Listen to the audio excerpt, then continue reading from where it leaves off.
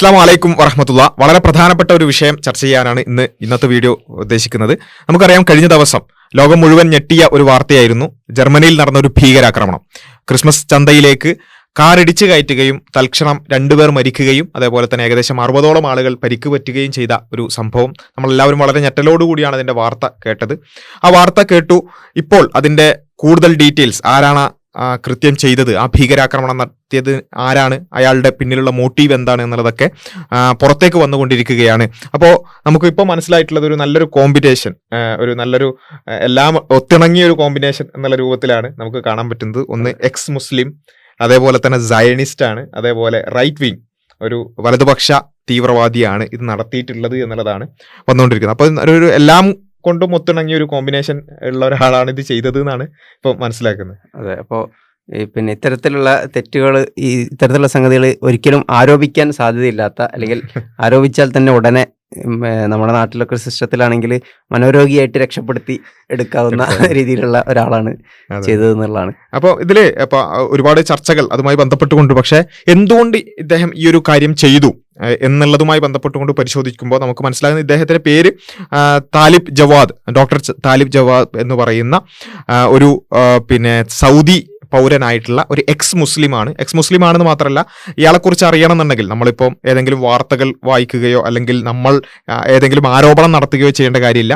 ട്വിറ്ററിൽ അല്ലെങ്കിൽ എക്സിൽ ഇദ്ദേഹത്തിന്റെ പ്രൊഫൈൽ എടുത്ത് നോക്കിയാൽ തന്നെ താലിബ് അബ്ദുൽ മുഹ്സിൻ എന്ന് പറയുന്ന ഈ ഒരു ഐഡി എടുത്ത് നോക്കിയാൽ അദ്ദേഹം എന്ത് ആശയത്തെയാണ് പ്രതിനിധാനം ചെയ്യുന്നത്, എന്താണ് നിരന്തരമായി പറഞ്ഞുകൊണ്ടിരിക്കുന്നത് എന്ന് നമുക്കത് ഒരുപാട് പോസ്റ്റുകളിലൂടെ കാണാൻ സാധിക്കും. നിരന്തരം മുസ്ലിങ്ങളെ മോശം പറയുക, അതുപോലെ തന്നെ ഇസ്ലാമിനെ വിമർശിക്കുക, മുസ്ലിങ്ങളെ കുറിച്ച് വളരെ വംശീയമായി സംസാരിക്കുക, ഇസ്രായേലിനു വേണ്ടി നിരന്തരമായി പോസ്റ്റുകൾ ഇടുക. അതേപോലെ തന്നെ കേരളത്തിലുള്ള ഈ ജബ്ബാർ മാഷ്, ആരിഫ് തുടങ്ങിയവരുടെ ഒരു ജർമ്മൻ പതിപ്പ് എന്ന് വേണമെങ്കിൽ പറയാം. അപ്പൊ അവരെന്താണ് ചെയ്തുകൊണ്ടിരിക്കുന്നത്? ഇപ്പോൾ ഇവിടെ ഇസ്രായേലിന്റെ കൊടിയൊക്കെ പിന്നിലിട്ട് പിന്നെ ഇവിടെയുള്ള വലതുപക്ഷത്തിനു വേണ്ടി സംസാരിക്കുന്നത് പോലെ തന്നെ അവിടെ ഇസ്രായേലിനും വലതുപക്ഷത്തിനും അതുപോലെ തന്നെ മുസ്ലിം വിരുദ്ധതയും നിരന്തരമായി സംസാരിച്ചുകൊണ്ടിരിക്കുക എന്നുള്ള അതേ കോമ്പിനേഷനാണ് അവിടെ കാണാൻ പറ്റുന്നത്. അപ്പൊ മാത്രമല്ല, ഇദ്ദേഹത്തിനെ സംബന്ധിച്ചിടത്തോളം ഇയാള് വേറെ ചില ഒരു കോൺട്രിബ്യൂഷൻസ് കൂടി ഈ വിഷയത്തിൽ ചെയ്തുകൊണ്ടിരിക്കുന്നുണ്ട്. Hi, my name is Talib. I'm from Saudi Arabia. I'm an activist.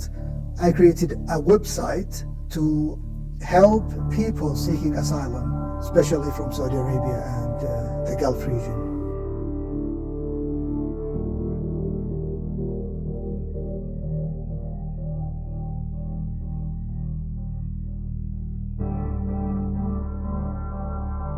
Saudi പോലെയുള്ള ഗൾഫ് രാജ്യങ്ങളിൽ നിന്നും എക്സ് മുസ്ലിങ്ങളായിട്ടുള്ള ആളുകളെ യൂറോപ്പിലേക്ക് കൊണ്ടുവരിക എന്നുള്ളത്, അവരെ അസൈലം സീക്കേഴ്സൊക്കെ ആയിട്ട് കൊണ്ടുവന്ന് ഇവിടെ അവരെ സേഫായിട്ട് പാർപ്പിക്കുക എന്ന് പറയുന്നത്, ഇതൊക്കെ കേൾക്കുമ്പോഴും നമുക്ക് എല്ലാത്തിനും ഒരു മലയാളം പതിപ്പിങ്ങനെ ഓർമ്മ വരികയാണ്. ഇവിടുന്ന് ഇങ്ങനെ യൂറോപ്പിലേക്ക് ആളുകളൊക്കെ അയക്കാൻ വേണ്ടിയുള്ള പണിയും അതേപോലെ തന്നെ ഗൾഫിൽ നിന്ന് ജയിലിൽ നിന്ന് മോചിപ്പിക്കാൻ വേണ്ടിയുള്ള ഫണ്ട് പിരിവൊക്കെ ഇവിടെ നടക്കുന്നതൊക്കെ അതിനായിട്ട് കണക്ട് ചെയ്തിട്ട് ഓർമ്മിച്ചു പോവുകയാണ്. അപ്പോൾ ഏതായാലും ഇങ്ങനെയുള്ള കുറച്ച് പണികളുള്ള ഒരാളാണ് ഈ പറഞ്ഞ ഡോക്ടർ താലിബ് ജവാദ് എന്ന് പറയുന്ന ഈ എക്സ് മുസ്ലിം ഭീകരൻ. ഇയാൾ ചെയ്ത ഈ ഒരു കാര്യത്തിൻ്റെ എന്താണ് അതിൻ്റെ കാരണം എന്നുള്ളത് നമ്മൾ വളരെ ക്ലിയർ ആയിട്ട് തന്നെ അദ്ദേഹത്തിൻ്റെ എക്സിൽ പോയാൽ നമുക്ക് കാണാൻ സാധിക്കും. ഇയാളെ സംബന്ധിച്ചിടത്തോളം ഇയാൾ നിരന്തരമായി ഈ എക്സ് മുസ്ലിങ്ങൾ ജർമ്മനിയിലും മറ്റ് യൂറോപ്യൻ രാജ്യങ്ങളിലുമെല്ലാം ചെയ്തുകൊണ്ടിരിക്കുന്ന അല്ലെങ്കിൽ അവർക്ക് ഏറ്റുകൊണ്ടിരിക്കുന്ന പ്രയാസങ്ങളും അല്ലെങ്കിൽ അവരെ രക്ഷിച്ചു കൊണ്ടുവരിക എന്നുള്ള ദൗത്യവുമെല്ലാം ചെയ്തുകൊണ്ടിരിക്കുമ്പോൾ ഇയാളുടെ ഒരു പ്രധാന പരാതി എന്ന് പറയുന്നത് ജർമ്മനിയിൽ സൗദിയുമായുള്ള ബന്ധത്തിൻ്റെയും മറ്റു കാരണങ്ങളൊക്കെ പേരിൽ ജർമ്മനിയിൽ ഇവർക്ക് വേണ്ടത്ര സുരക്ഷിതം കിട്ടുന്നില്ല, അതേപോലെ തന്നെ എക്സ് മുസ്ലിങ്ങളെ വേണ്ട രൂപത്തിൽ പരിഗണിക്കുന്നില്ല, എക്സ് മുസ്ലിങ്ങൾക്ക് നല്ല രൂപത്തിൽ ജീവിക്കാൻ പറ്റുന്നില്ല എന്നതുപോലെയുള്ള കുറച്ച് കാര്യങ്ങളാണ് ഇയാൾക്ക് പ്രധാനമായിട്ടും ഉന്നയിക്കാനുള്ളത്. അതുകൊണ്ടാണ് ഇയാളുടെ എക്സിൽ നമുക്കറിയാം ഏറ്റവും നമ്മുടെ ഒരു പ്രൊഫൈലിൽ പിൻ ചെയ്ത് വെക്കുക എന്നാണ് ഏറ്റവും പ്രധാനപ്പെട്ട കാര്യങ്ങളാണ് പിൻ ചെയ്ത് വെക്കുക. ഇയാൾ ഇങ്ങനെ ഒരു ഭീകരാക്രമണം നടത്തി ഇയാളുടെ പ്രൊഫൈലിലേക്ക് പോയ ഏതൊരാൾക്കും കാണാൻ പറ്റുന്ന രൂപത്തിൽ ഇദ്ദേഹം പിൻ ചെയ്ത് വെച്ചിട്ടുള്ള മെസ്സേജ് എന്ന് പറഞ്ഞാൽ, I will now publish evidence that German authorities have committed a series of deliberate crimes against Saudi refugees. Saudi റെഫ്യൂജീസിനെതിരായിട്ട്, അതായത് ഇദ്ദേഹം കൊണ്ടുവരുന്ന ഈ എക്സ് മുസ്ലിങ്ങളായിട്ടുള്ള ആളുകൾക്കെതിരായിട്ട് എന്ന് വെച്ചാൽ സൗദി റെഫ്യൂജീസ് എന്ന് പറഞ്ഞാൽ ഏതെങ്കിലും രൂപത്തിൽ അല്ലാത്ത മൈഗ്രൻസിനെ കുറിച്ച് അല്ല പറയുന്നത്, ഇയാള് രക്ഷപ്പെടുത്തി കൊണ്ടുവരുന്ന പിന്നെ സൗദി റെഫ്യൂജീസ് ആയിട്ടുള്ള എക്സ് മുസ്ലിങ്ങളായ ആളുകൾക്കെതിരായി മുസ്ലിം കമ്മ്യൂണിറ്റീസ്, അതെ, എക്സ് മുസ്ലിം കമ്മ്യൂണിറ്റീസിനെതിരായിട്ട് German authorities series of deliberate crimes ചെയ്തിട്ടുണ്ട് എന്ന് പറഞ്ഞുകൊണ്ട് അതിലുള്ള വിക്ടിംസിന്റെ ഫോട്ടോകളും അതുപോലെ തന്നെ അതിന്റെ പേരുകളും, പ്രധാനപ്പെട്ട 4 പേരുകൾ അല അൽ ജബാജി, അതേപോലെ തന്നെ ഡെയ്മെറ്റർ സ്റ്റെയ്നർ എന്നൊക്കെ പറഞ്ഞിട്ട് അങ്ങനെ ആ പേരുകളൊക്കെ കൊടുത്തിട്ടുണ്ട്. മാത്രമല്ല ഇതൊരു സീരീസ് ഓഫ് പോസ്റ്റുകളാണ്. ആ പോസ്റ്റിന്റെ അടുത്ത ഭാഗത്ത് നമുക്ക് കാണാൻ സാധിക്കുന്നത്, first I assure you if Germany wants a war, Germany ഒരു യുദ്ധം ആഗ്രഹിക്കുന്നുവെങ്കിൽ we will fight it. Germany ഒരു യുദ്ധം ആഗ്രഹിക്കുന്നുണ്ടെങ്കിൽ ഞങ്ങൾ അതിന് തയ്യാറാണ് എന്ന് പ്രഖ്യാപിക്കുകയാണ്. അപ്പോൾ വളരെ ക്ലിയർ ആണ് എന്തിനു വേണ്ടിയാണ് ഇയാൾ ഈ ക്രൂരമായ വളരെ നീചമായിട്ടുള്ള ഈ ഒരു കൃത്യം ചെയ്തിട്ടുള്ളത്. അത് ഈ എക്സ് മുസ്ലിം കമ്മ്യൂണിറ്റിക്ക് വേണ്ടി, അത് അവരെ സംരക്ഷിക്കാൻ വേണ്ടി, ഈ ഗൾഫ് രാജ്യങ്ങളിൽ നിന്ന് വരുന്ന ജർമ്മനിയിലും മറ്റ് സ്ഥലങ്ങളിലൊക്കെ താമസിക്കുന്ന ഈ എക്സ് മുസ്ലിങ്ങൾക്ക് വേണ്ടിയാണ് ഞങ്ങളിത് ചെയ്യുന്നത്. ഇതൊരു യുദ്ധമാണ് എന്ന് പ്രഖ്യാപിക്കുകയാണ്. If Germany wants to kill us, ഞങ്ങളെ കൊല്ലാനാണ് ജർമ്മനി ശ്രമിക്കുന്നതെങ്കിൽ വി വിൽ സ്ലോട്ടർ ദം, ഞങ്ങൾ തിരിച്ചെന്ത് ചെയ്യും, അവരെ സ്ലോട്ട് ചെയ്യും. Die or go to prison with pride, ഞങ്ങൾ മരിക്കാൻ തയ്യാറാണ്. അതേപോലെ തന്നെ ജയിലിലേക്ക് പോകാൻ, അഭിമാനത്തോടു കൂടി ജയിലിലേക്ക് പോകാൻ ഞങ്ങൾ തയ്യാറാണ്. Because we have exhausted all peaceful means and all we have received from police, state security, the prosecution and judiciary and the federal ministry of interior is more crimes against us. ഞങ്ങൾ അനുഭവിച്ചിട്ടുള്ളത് ഇങ്ങനെയുള്ള ഒരുപാട് മിനിസ്ട്രിയിൽ നിന്നും അതുപോലെ തന്നെ ജുഡീഷ്യറിയിൽ നിന്നും state സെക്യൂരിറ്റിയിൽ നിന്നും പോലീസിൽ നിന്നൊക്കെ ഞങ്ങൾ ഒരുപാട് പീഡനങ്ങളാണ് ഈ എക്സ് മുസ്ലിം കമ്മ്യൂണിറ്റി അനുഭവിച്ചുകൊണ്ടിരിക്കുന്നത്. Peace is of no use with them, അവരുമായിട്ട് സമാധാനം എന്ന് പറയുന്നത് സാധ്യമല്ല. ഇതാണ് വളരെ ക്ലിയർ ആയിട്ട് ഇദ്ദേഹത്തിന്റെ പോസ്റ്റുകളിലൂടെ ഇദ്ദേഹം പ്രഖ്യാപിച്ചിട്ടുള്ളത്. ഇതിന്റെ ഒരുപാട് പിന്നെ അതിന്റെ സെക്കൻഡ് കാര്യങ്ങളായിട്ട് അദ്ദേഹം ഒരുപാട് കാര്യങ്ങൾ വിശദീകരിക്കുന്നുണ്ട്. മൊത്തത്തിൽ പൂർണ്ണമായിട്ട് ഇവിടെ വായിക്കാൻ ഉദ്ദേശിക്കുന്നില്ല, ആർക്ക് വേണമെങ്കിലും ചെക്ക് ചെയ്യാൻ പറ്റുന്ന രൂപത്തിൽ അവിടെ ഉണ്ട്. Germany's goals have become clear, ജർമ്മനിയുടെ ഉദ്ദേശം വളരെ ക്ലിയർ ആണ്. To spread Islam in Europe, ഇസ്ലാമിനെ സ്പ്രെഡ് ചെയ്യുക എന്നുള്ളതാണ് ജർമ്മനി ചെയ്തുകൊണ്ടിരിക്കുന്നത്. അപ്പൊ എന്തിനു വേണ്ടിയിട്ടാണ് ഈ ഭീകരാക്രമണം? ജർമ്മനി എന്ത് ചെയ്യുന്നുണ്ട്? ഇസ്ലാമിനെ പ്രചരിപ്പിക്കുന്നുണ്ട്. ആ ഇസ്ലാമിനെ പ്രചരിപ്പിക്കുക എന്ന് പറയുന്ന സാധനം ഒരിക്കലും ടോളറേറ്റ് ചെയ്യാൻ പറ്റുന്ന ഒരു കാര്യമല്ല. അതുകൊണ്ട് ആ ഇസ്ലാമിനെ പ്രചരിപ്പിക്കുന്ന ജർമ്മനിക്ക് ഒരു പണി കൊടുക്കണം എന്നുള്ളത് വളരെ ക്ലിയർ ആയിട്ട് എന്ത് ചെയ്യാണ് എഴുതിയിട്ടുള്ളതാണ്. അതിന് ഞങ്ങൾ യുദ്ധത്തിന് തയ്യാറാണ്, വേണമെങ്കിൽ മരിക്കാൻ തയ്യാറാണ്, അതേപോലെ തന്നെ കൊല്ലാൻ തയ്യാറാണ് എന്ന് പ്രഖ്യാപിക്കുകയാണ് ഈ എക്സ് മുസ്ലിം ഭീകരവാദി ചെയ്യുന്നത്. They are attacking political movements critical of Islam. ഇസ്ലാമിനെ വിമർശിക്കുന്ന അല്ലെങ്കിൽ ഇസ്ലാമിനോട് ക്രിറ്റിക്കൽ ആയിട്ടുള്ള പൊളിറ്റിക്കൽ മൂവ്മെന്റിനെ അവർ അറ്റാക്ക് ചെയ്യുകയാണ് by infiltrating them with corrupt people, അതേപോലെ തന്നെ including addicts, prostitutes and thieves in order to corrupt the movement from within. അതിന്റെ ഉള്ളിൽ തന്നെ തകർക്കാൻ ശ്രമിക്കുകയാണ്. Then they use the dirtiest methods against them who expose infiltrators എന്നൊക്കെ പറഞ്ഞിട്ടുണ്ട്. അതിന്റെ പിന്നെ കാര്യങ്ങളെല്ലാം ഒരുപാട് പോസ്റ്റുകളായിട്ട് വിശദീകരിക്കുകയാണ്. 3rd 4th എന്നൊക്കെ പറഞ്ഞുകൊണ്ട് അതിന്റെ കാരണങ്ങൾ വിശദീകരിക്കുകയാണ്. അപ്പം എന്തുകൊണ്ട് ഈ ഭീകരാക്രമണം എന്നുള്ളത് വളരെ ക്ലിയർ ആയിട്ട് എന്ത് ചെയ്തിട്ടുണ്ട്, ഈ ചെയ്തയാൾ തന്നെ വിശദീകരിച്ചിട്ടുണ്ട്. അത് എക്സ് മുസ്ലിം കമ്മ്യൂണിറ്റിക്ക് വേണ്ടി, ഈ ഗൾഫിൽ നിന്നൊക്കെ ഇവർ കൊണ്ടുവന്നിട്ടുള്ള ഈ റെഫ്യൂജീസ് ആയിട്ടുള്ള എക്സ് മുസ്ലിം കമ്മ്യൂണിറ്റിക്ക് വേണ്ടി, അവരുടെ സുരക്ഷയ്ക്ക് വേണ്ടിയാണ്. അവരുടെ സുരക്ഷ ജർമ്മനി എന്ത് ചെയ്യുന്നില്ല, ഉറപ്പ് നൽകുന്നില്ല. അതുകൊണ്ട് ഞങ്ങൾ ഇതൊരു യുദ്ധമായി പ്രഖ്യാപിക്കുകയാണ്. ഞങ്ങൾ അതിന് മരിക്കാൻ തയ്യാറാണ്, ഞങ്ങൾ പ്രിസണിലേക്ക് പോകാൻ തയ്യാറാണ്, അതേപോലെ തന്നെ കൊല്ലാനും തയ്യാറാണ് എന്ന് പ്രഖ്യാപിക്കുന്നതാണ് നമുക്കിവിടെ കാണാൻ പറ്റുന്നതാണ് മനസ്സിലാക്കിയത്. അപ്പോൾ ഇദ്ദേഹത്തിന്റെ ഗോൾ എന്താണെന്നുള്ളത് ഇയാൾ തന്നെ വളരെ കൃത്യമായിട്ട് പ്രഖ്യാപിച്ചിട്ടുണ്ട്. അപ്പോൾ അതിൽ ഇനി നമുക്ക് മറ്റൊരു സംശയത്തിന്റെ ഇട കൊടുക്കേണ്ട ആവശ്യമില്ല എന്ന് പറയുന്ന രീതിയിൽ അയാൾ തന്നെ എന്താണ് ഇതിന്റെ ഉദ്ദേശം എന്ന് പറഞ്ഞിട്ടുണ്ട്. പിന്നെ അതേപോലെ ഇയാൾ പറയുന്നത് ഇപ്പോൾ ഈ പറഞ്ഞ എക്സ് മുസ്ലിങ്ങളായിട്ടുള്ള ഇസ്ലാം വിരുദ്ധരായിട്ടുള്ള ആളുകൾക്ക് വേണ്ടിയിട്ട് ആണ് ഇയാളിത് ചെയ്യുന്നത്. അതോടൊപ്പം തന്നെ ജർമ്മനിയെ ഇയാൾ ഇസ്ലാമിനെ സഹായിക്കുന്ന അല്ലെങ്കിൽ ഇസ്ലാമിന്റെ സ്പ്രെഡിനെ സഹായിക്കുന്ന ആളായിട്ടാണ് ഇയാൾ എണ്ണുന്നത്. അപ്പം ഇയാളുടെ ഉദ്ദേശം ഇവിടെ വളരെ വ്യക്തമായിട്ട് ഇയാൾ സ്ഥാപിക്കുന്നുണ്ട്. യെസ്, മാത്രമല്ല ഇതിൽ നമുക്ക് ഒരുപാട് കാര്യങ്ങൾ ജർമ്മനിയെ കുറ്റം പറഞ്ഞുകൊണ്ട് എന്തുകൊണ്ട് ജർമ്മൻസിനെ വെറുതെ കൊല്ലുന്നു, എന്നുള്ളതിന് പല ആളുകൾക്കും ഉള്ളൊരു സംശയം അതായിരുന്നു. ഇപ്പോൾ ഇവർക്ക് മുസ്ലിം വിരുദ്ധനാണെന്നുണ്ടെങ്കിൽ മുസ്ലിങ്ങളെ കൊന്നാൽ പോരെ എന്നുള്ള രൂപത്തിലൊക്കെ ചോദിക്കുന്ന ആളുകളുണ്ട്. അങ്ങനെങ്കിലും കുറച്ചൊരു സമാധാനം കിട്ടാൻ, മുസ്ലിങ്ങളാണ് മരിച്ചതെന്ന് വിചാരിച്ചിട്ട് സമാധാനിക്കാനെങ്കിലും പറ്റുമെന്നൊക്കെ വിചാരിക്കുന്ന ആൾക്കാരുണ്ട്. പക്ഷേ ഇവിടെ ഇദ്ദേഹത്തിന്റെ പ്രശ്നം എന്താ വെച്ചാൽ ഇതൊരു യൂറോപ്യൻ രാജ്യമാണ്. ഈ യൂറോപ്യൻ രാജ്യത്ത് എത്തിയിട്ട് പോലും എന്ത് ചെയ്യുന്നില്ല, എക്സ് മുസ്ലിങ്ങൾക്ക് വേണ്ടി ഇവർക്ക് കാര്യമായ പരിഗണന ഇവർക്ക് കിട്ടുന്നില്ല. അതേപോലെ ജർമ്മനി എന്ത് ചെയ്യാണ്, സൗദിയായിട്ടൊക്കെ ചേർന്നിട്ട് ഇസ്ലാമിനെ സ്പ്രെഡ് ചെയ്യാൻ സഹായിക്കുകയാണ്. ഒന്നുമില്ല, ഇസ്ലാമിനെ സ്പ്രെഡ് ചെയ്യാന്ന് വെച്ചാൽ അവിടെ ആളുകൾ എന്ത് ചെയ്യുന്നുണ്ടാവും, ദൗവത്ത് ചെയ്യുന്നുണ്ടാകും, ആളുകൾ ഇസ്ലാമിലേക്ക് കടന്നു വരുന്നുണ്ടാവും. ഇത് കണ്ടിട്ട് എന്ത് ചെയ്യാണ്, ജർമ്മനിയിൽ ഇസ്ലാമിനെ അവർക്കെതിരെ നിയമ നടപടികളൊന്നും എടുക്കുന്നുണ്ടാവില്ല. അപ്പൊ ഇത് കണ്ട് ഇയാൾ ഉദ്ദേശിക്കുന്ന രീതിയിലുള്ള നടപടികൾ എടുക്കുന്നുണ്ടാവില്ല, ഇയാൾ ആഗ്രഹിക്കുന്ന രീതിയിലുള്ള ഇൻവോൾവ്മെന്റ് ഗവൺമെന്റ് എടുക്കുന്നുണ്ടാവില്ല. യെസ്. അപ്പോൾ ഇതാണ് ഈ ഒരു ഭീകരാക്രമണത്തിന്റെ കാരണം. അതിന് ഇയാൾ എന്ത് ചെയ്യണം, അതിനൊരു പാഠം പഠിപ്പിക്കാൻ അദ്ദേഹം തന്നെ വളരെ ക്ലിയർ ആയിട്ട് പറഞ്ഞല്ലോ, ഞങ്ങൾ കൊല്ലാൻ തയ്യാറാണ്, ഞങ്ങൾ മരിക്കാൻ തയ്യാറാണ്, ഞങ്ങൾ ജയിലിലേക്ക് പോകാൻ തയ്യാറാണ് എന്ന് പറഞ്ഞുകൊണ്ട് പിന്നെ ഇവർ ഉന്നയിക്കുന്ന ഇഷ്യൂ ജനശ്രദ്ധയിലേക്ക് വരുത്തുക എന്ന ഉദ്ദേശത്തോടു കൂടിയാണ് ഈ ഹീനമായ കൃത്യം, വളരെ പിഞ്ചു കുഞ്ഞടക്കമുള്ള ആളുകളെ കൊലപ്പെടുത്തി, അതുപോലെ തന്നെ ഒരുപാട് ആളുകൾ ഇപ്പോഴും പരിക്കേറ്റ് ആ വേദനയിൽ കഴിയുകയാണ്.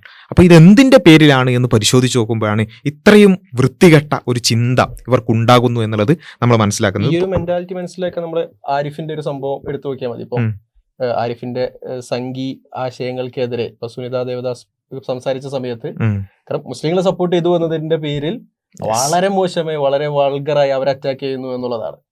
മുസ്ലിങ്ങൾ ആവണമെന്നില്ല, മുസ്ലിങ്ങൾ ഏതെങ്കിലും രീതിയിൽ സപ്പോർട്ട് ചെയ്യുക, പൊളിറ്റിക്കലിയോ അല്ലാതെ വേറെ ഏതെങ്കിലും രീതിയിൽ സപ്പോർട്ട് ചെയ്താൽ അവർക്കെതിരെ ഇവർക്ക് അതിയായ വിരോധവും ദേഷ്യവും ഉണ്ടാവുന്നു.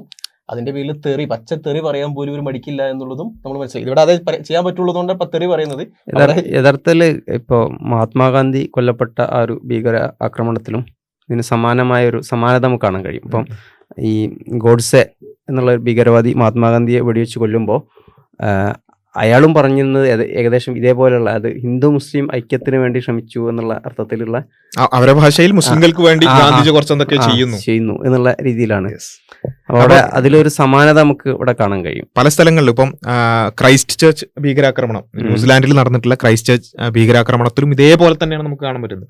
ആ ക്രൈസ്റ്റ് ചർച്ച് ഭീകരാക്രമണം നടത്തിയ ആ ഒരു സമയത്ത് അവരെ എഴുതിയിട്ടുള്ള, ആ പള്ളിയിൽ കടന്നു ചെല്ലുകയും ഒരുപാട് ആളുകളെ കൊല്ലുകയും ചെയ്ത ഒരു സംഭവം, അതിൽ അയാൾ എഴുതിയിട്ടുള്ളതും ഇങ്ങനെയുള്ള കാര്യങ്ങളാണ്. ഒരു ഇസ്ലാമിനെ എതിർക്കാൻ പിന്നെ പറ്റുന്ന ഒരു അവസ്ഥയില്ല, അതേപോലെ തന്നെ മുസ്ലിങ്ങൾക്ക് ഇവിടെ വളരെ പിന്നെ ഫ്രീ ആയിട്ട് അവരുടെ മതം പ്രചരിപ്പിക്കാൻ പറ്റുന്നു, ഇങ്ങനെയുള്ള ഒരു അവസ്ഥ ഉണ്ടാകുന്നു. അതിനെ സഹിക്കാൻ അല്ലെങ്കിൽ അതിനെ ടോളറേറ്റ് ചെയ്യാൻ പറ്റാത്ത ഒരു മെന്റാലിറ്റി, അതിൽ നിന്നാണ് ഇത്തരത്തിലുള്ള ഭീകരവാദികൾ ഉണ്ടായി വരുന്നത് എന്നുള്ളതാണ് നമ്മൾ മനസ്സിലാക്കുന്നത്. ഇതിൽ ഒരു കാര്യം ഒരു പക്ഷേ ചില ആളുകളെങ്കിലും പറയാൻ സാധ്യതയുള്ളത്, ഇപ്പോൾ ഒരു പിന്നെ വളരെ ഒറ്റപ്പെട്ട സംഭവം അല്ലേ എന്ന് വേണമെങ്കിൽ ചോദിക്കാം. പക്ഷേ നമ്മൾ മനസ്സിലാക്കേണ്ടത് ഇത് ഒറ്റപ്പെട്ട സംഭവം അല്ല എന്നുള്ളതാണ്. മുസ്ലിങ്ങളുമായി ബന്ധപ്പെട്ടുകൊണ്ട്, മുസ്ലിങ്ങളോടുള്ള വിരോധം കൊണ്ട് നടത്തിയിട്ടുള്ള ഭീകരാക്രമണങ്ങൾ അനേകം നമുക്ക് കാണാൻ സാധിക്കും. അതിൽ പലതും ആദ്യഘട്ടത്തിൽ ഈ രൂപത്തിൽ പിന്നെ മുസ്ലിങ്ങളാണ് എന്ന് പ്രചരിപ്പിക്കപ്പെടുന്ന അവസ്ഥ പോലും പലത്. ഇപ്പോൾ ഈ കഴിഞ്ഞ വർഷം 2023 തന്നെ നടന്നിട്ടുള്ള, ഫ്രാൻസിൽ നടന്നിട്ടുള്ള അനേസിസ് സ്റ്റാബിംഗ് എന്ന് വെച്ചാൽ ഒരുപാട് ആളുകളെ കൊലപ്പെടുത്താൻ ശ്രമിച്ച ആ ഒരു ഭീകരാക്രമണം, അത് നടന്നിട്ടുള്ളത് 2023 ജൂൺ 8 അപ്പൊ അന്നും ഇതേപോലെ ഒരു മുസ്ലിം പേരുള്ള ഒരു വ്യക്തിയായിരുന്നു അത് ചെയ്തിരുന്നത്. അദ്ദേഹത്തിന്റെ പേര് അബ്ദൽ മാസിഹ് ഹനൂൻ എന്ന് പറയുന്ന ഒരു സിറിയൻ ആയിട്ടുള്ള ഒരു എക്സ് മുസ്ലിം ആയിരുന്നു ആ ഒരു ഭീകരാക്രമണം നടത്തിയിട്ടുള്ളത്.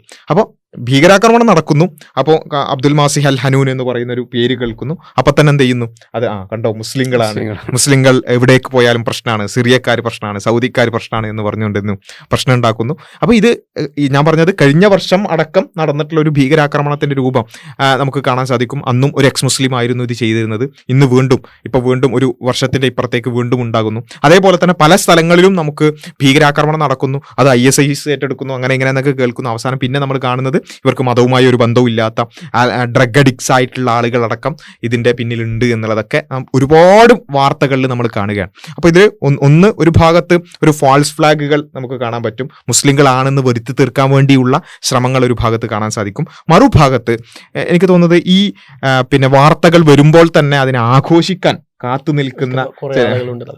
ഈ സംഭവം നടക്കുന്ന സമയത്ത് നമ്മൾ 3 പ്രാവശ്യമാണ് നെട്ടിയത്.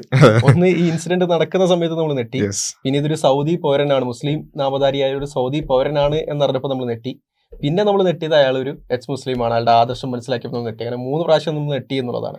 അതിൽ രണ്ടാമത്തെ പ്രാവശ്യം നെട്ടിയ സമയത്ത് ഇവിടെ ആഘോഷമായിരുന്നു, ഇവരുടെ യെസ്. അതായത് എല്ലാ ഈവൻ മുസ്ലിങ്ങളായിരുന്നു ഇത് കൂടുതൽ പ്രചരിപ്പിച്ചുകൊണ്ടിരുന്നത്. കണ്ടോ മുസ്ലിങ്ങൾ ഇങ്ങനെയാണ്, ഇതുകൊണ്ടാണ് നമ്മൾ പറയുന്നത്, ഇതുകൊണ്ടാണ് നിങ്ങൾ നമ്മൾ എതിർക്കുന്നത് എന്നൊക്കെ പറയുന്നു. വിഷയം എന്താണെന്ന് വെച്ചാൽ ഈ വ്യക്തി ഈ പറയുന്ന മുസ്ലിങ്ങളൊക്കെ പ്രൊമോട്ട് ചെയ്യുന്ന ആളാണ് എന്നുള്ളതാണ്. Yes yes. മാത്രമല്ല ഇതില് പിന്നെ കേവലം ഏതെങ്കിലും ചുക്കട എക്സ് മുസ്ലിംസ് അല്ല ഇത് ആഘോഷിച്ചിട്ടുള്ളത്, മറിച്ച് ഈ ലോൺ മസ്ക് മുതൽ താഴോട്ട് ഇങ്ങോട്ടുള്ള ആളുകളാണ് എന്ത് ചെയ്തിട്ടുള്ളത്. ഈ ഒരു സംഭവം ഇങ്ങനെ ഒരു ജർമ്മനിയിൽ ഒരു ഭീകരാക്രമണം നടന്നു, അതേപോലെ തന്നെ കുറച്ച് കഴിഞ്ഞപ്പോൾ തന്നെ അതൊരു സൗദി പൗരനാണ് എന്നുകൂടി അറിഞ്ഞതോടുകൂടി കണ്ടോ ഞങ്ങൾ പറഞ്ഞതല്ലേ, പിന്നെ ഇവര് എവിടെ പോയാലും പ്രശ്നമാണെന്ന് ഞങ്ങൾ പറഞ്ഞതല്ലേ, ഇസ്ലാമൈസേഷൻ ഓഫ് യൂറോപ്പിനെ കുറിച്ച് ഞങ്ങൾ വാൺ ചെയ്തതല്ലേ, അതേപോലെ തന്നെ യൂറോപ്പിന് ഇസ്ലാം വിഴുങ്ങുകയല്ലേ എന്ന് പറഞ്ഞിട്ട് എത്രത്തോളം ഇപ്പോൾ പോലും നിങ്ങൾക്ക് അത്തരം പ്രൊഫൈലുകൾ എടുത്ത് പരിശോധിച്ചൊക്കെ ഇപ്പോഴും ആ പോസ്റ്റുകൾ അവിടെ തന്നെ ഉണ്ട്. ഇതിന്റെ രസം എന്താന്ന് വെച്ചാൽ അവര് പറഞ്ഞ ന്യായമാണ് ഇയാളും പ്രചരിപ്പിച്ചുകൊണ്ടിരിക്കുന്നത്. അതുകൊണ്ടാണ് ഈ ഭീകരാക്രമണം നടത്തുന്നത്. യെസ്. മാത്രമല്ല ഇതില് യഥാർത്ഥത്തിൽ ഇവിടെയുള്ള ഒരു സംഗതി എന്താ വെച്ച് കഴിഞ്ഞാൽ, ഈ ഇത്തരത്തിലുള്ള സംഗതികൾ ഇവർ ചെയ്യുമ്പോൾ ഇവരതിന് മോട്ടിവേറ്റ് ചെയ്യുന്ന ആ ഒരു മെൻറ്റാലിറ്റി ഉണ്ടല്ലോ, ഒരു വൈകാരികമായിട്ടുള്ള. ഇപ്പോൾ ഉദാഹരണത്തിന് ഒരാൾക്ക് വേണമെങ്കിൽ ഒരു ഇസ്ലാമിക വിരുദ്ധനാവാം, ഇസ്ലാമിക വിമർശകനാവാം, അയാൾക്ക് ഇസ്ലാമിനെ ആശയപരമായി വിമർശിക്കുകയും മുസ്ലിങ്ങളോട് ആശയപരമായി സംവാദം ചെയ്യുകയും ചെയ്യുക, അത് ഒരു സൈഡാണ്. അതേസമയം ഒരു മുസ്ലിം വിരുദ്ധനും ഒരു ഇസ്ലാം വിരുദ്ധനും, അതായത് ഒരു അന്ധമായിട്ടുള്ള ഒരു വംശീയമായിട്ടോ അല്ലെങ്കിൽ ഒരു ഹെയ്റ്റ്, ഒരു ആ തരത്തിലുള്ള ഒരു വിരുദ്ധത ഉണ്ടാവാം. അപ്പം അതൊരു വൈകാരികമായിട്ടുള്ള ഒരു സംഗതിയാണ്. മറ്റേത് വേണമെങ്കിൽ ഒരു ആശയപരമായിട്ടുള്ള ഒരു വിമർശനം എന്നുള്ളതാണ്. ഇപ്പം ഇയാളുടെ ഒരു സൈഡ് നോക്കിക്കഴിഞ്ഞാൽ ആ ഒരു രീതിയിലുള്ള ഒരു വൈകാരികമായിട്ടുള്ള ഒരു രീതിയാണ്. അപ്പോൾ കേരളത്തിലും ഒരുപാട് ഈ എക്സ് മുസ്ലിങ്ങൾ, എല്ലാവരും എന്ന് നമുക്ക് ജനറലൈസ് ചെയ്ത് പറയാൻ പറ്റില്ല, പക്ഷേ ഒരുപാട് പേര് അങ്ങനെയുണ്ട്. ഈ ഒരു രീതിയിലുള്ള വൈകാരികമായിട്ടുള്ള വിമർശനങ്ങൾ, അതായത് കുറേ തെറി വിളിക്കുക, കുറേ പിന്നെ എന്ത് കണ്ടാലും അത് മുസ്ലിങ്ങളെ തലയിലിടുക. ഉദാഹരണത്തിന് ഈ സംഭവം പോലും എക്സ് മുസ്ലിം ചെയ്ത സംഭവം ഈ കൂട്ടര് അത് മുസ്ലിങ്ങളെ തലയിലിടും, പേര് മാത്രം നോക്കിയിട്ട്. അപ്പം യഥാർത്ഥത്തിൽ ഇതിൽ പിന്നെ ഒരു നിഷ്പക്ഷനായിട്ട് ഈ വിഷയങ്ങൾ പഠിക്കാൻ ആഗ്രഹിക്കുന്ന ആളുകളെ സംബന്ധിച്ചിടത്തോളം ഇത് നല്ലൊരു സ്റ്റഡി കേസാണ്. എങ്ങനെയാണ് ഇസ്ലാം വിരുദ്ധത പ്രചരിപ്പിക്കുന്നത് എന്നുള്ളതിന്, അതായത് അവർ തന്നെ ചെയ്യുക, എന്നിട്ട് അത് ഇസ്ലാമിൻ്റെ തലയിലിടുക, എന്നിട്ട് ഒരിക്കലും ഇപ്പോൾ ഈ ന്യൂസൊക്കെ വരുമ്പോൾ പലപ്പോഴും ഇവർ അതിലെടുത്ത് പറയുന്ന ഒരു സംഗതി അത് ഇസ്ലാമുമായിട്ടോ മുസ്ലിങ്ങളുമായിട്ടോ എങ്ങനെ കണക്ട് ചെയ്യാമെന്നുള്ള രീതിയിലാണ്. ഒരു സൗദി പേര് പറഞ്ഞ് സൗദിയാണ് എന്നൊക്കെ പറഞ്ഞ് ആ ഒരു നിലക്ക് കൊണ്ടുവരിക. അപ്പോൾ എങ്ങനെ ഇത് മുസ്ലിമായിട്ട് കണക്ട് ചെയ്യാം, എന്നിട്ട് അത് ഇസ്ലാമിനെതിരെ മുസ്ലിങ്ങൾക്കെതിരെ ഒരു ഹെയ്റ്റാക്കി മാറ്റാം എന്നുള്ളതാണ് ഇവർ ആലോചിക്കുന്നത്. ഇപ്പോൾ ഇതിൽ ന്യൂസിലാൻഡിൽ ക്രൈസ്റ്റ് ചർച്ച് ഭീകരാക്രമണം നടന്ന സമയത്ത് എനിക്ക് ഓർമ്മയുണ്ട്, ഒരു വെള്ളിയാഴ്ചയാണ് നടന്നത്. ഞാൻ പള്ളിയിൽ പോയി തിരിച്ചു വരുമ്പോഴാണ് എന്ത് ചെയ്യുന്നത്, വാർത്ത വരുന്നത്. അപ്പോൾ വാർത്ത വന്നു ക്രൈസ്റ്റ് ചർച്ചിൽ ഭീകരാക്രമണം, ഇത്ര മാത്രമേ വന്നിട്ടുള്ളൂ. അപ്പം തന്നെ ഫ്രീ തിങ്കേഴ്സ് എന്ന് പറഞ്ഞ ഗ്രൂപ്പായിരുന്നു വന്നിട്ടുണ്ടായിരുന്നത്. അന്ന് എനിക്ക് ഓർമ്മയുണ്ട്, ഞാൻ ആ പോസ്റ്റ് സ്ക്രീൻഷോട്ട് എടുത്തിട്ട് ഇപ്പോഴും എൻ്റെ കയ്യിലുണ്ട്. അപ്പം അന്നെന്ന് വെച്ചാൽ കണ്ടോ ന്യൂസിലാൻഡിലും തുടങ്ങി, ഇതായിരുന്നു ന്യൂസിലാൻഡിലും കോയമാര് തുടങ്ങി. അപ്പോൾ എന്താ, ഒന്നുമില്ല, ക്രൈസ്റ്റ് ചർച്ച് ഭീകരാക്രമണം, ഇത്ര മാത്രമേ വാർത്ത വന്നിട്ടുള്ളൂ. ആരാന്നോ എന്താന്നോ ഒന്നും വന്നിട്ടില്ല. അപ്പോഴേക്ക് ക്രൈസ്റ്റ് ചർച്ച് ഏതൊരു ക്രൈസ്തവ ദേവാലയത്തിൽ പോയി എന്തോ ചെയ്തു എന്നാണ് അയാൾ വിചാരിച്ച സംഭവം. ക്രൈസ്റ്റ് ചർച്ച് എന്ന് പറഞ്ഞ ഒരു സ്ഥലമാണ്. ആ സ്ഥലത്തുള്ള മുസ്ലിം പള്ളിയിലേക്ക് ഒരു മുസ്ലിം വിരുദ്ധൻ പോയി അവിടെയുള്ള പ്രാർത്ഥന നടത്തിക്കൊണ്ടിരുന്ന മുസ്ലിങ്ങളെ വെടിവെച്ച് കൊന്ന സംഭവമാണിത്. അപ്പോൾ ഇതൊന്നും ആലോചിക്കണ്ട, ഇതൊന്നും കേൾക്കേണ്ട കാര്യം തന്നെ ഇല്ല. ഇങ്ങനെ ക്രൈസ്റ്റ് ചർച്ചിൽ ഭീകരാക്രമണം, അത് മുസ്ലിം ആയിരിക്കും. അപ്പോൾ ഇത് നമ്മൾ കണ്ടല്ലോ, ഇപ്പം കേരളത്തിൽ മാർട്ടിൻ നടത്തിയിട്ടുള്ള കളമശ്ശേരി ഭീകരാക്രമണം, അതിലും കളമശ്ശേരിയിൽ ഭീകരാക്രമണം.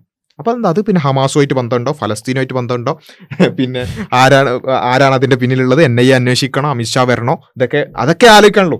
അല്ലാതെ പിന്നെ അത് മുസ്ലിങ്ങളല്ലാത്ത വേറെ ആരെങ്കിലും. എന്നിട്ട് അത് മാറിക്കഴിഞ്ഞപ്പോഴാണ് അതിനേക്കാൾ രസം. അതായത് ഇയാളാണ് എന്ന് വ്യക്തമായപ്പോൾ ഉടനെ ഒരു പത്രം റിപ്പോർട്ട് ചെയ്തത് ടെറർ ആംഗിൾ ഇല്ല, തീവ്രവാദമല്ല. അതായത് അവര് ചെയ്തു കഴിഞ്ഞാൽ അത് ഒരു വിശുദ്ധമായ പ്രവൃത്തി പോലെ, അല്ലെങ്കിൽ ഒരു സാമാന്യ സംഗതി പോലെ. ഒരു തമാശ എന്താ വെച്ചാല്, ഇപ്പം ഭീകരാക്രമണമൊക്കെ നടന്നാൽ എന്ത് ചെയ്യും, അത് മിക്കവാറും കുറെ ദിവസങ്ങളോളം അത് ഫ്രണ്ട് പേജിൽ വാർത്തയായിരിക്കും. പിന്നെ മരണസംഖ്യ 3 4 5 6 എന്നിട്ട് ഇങ്ങനെ പോകും.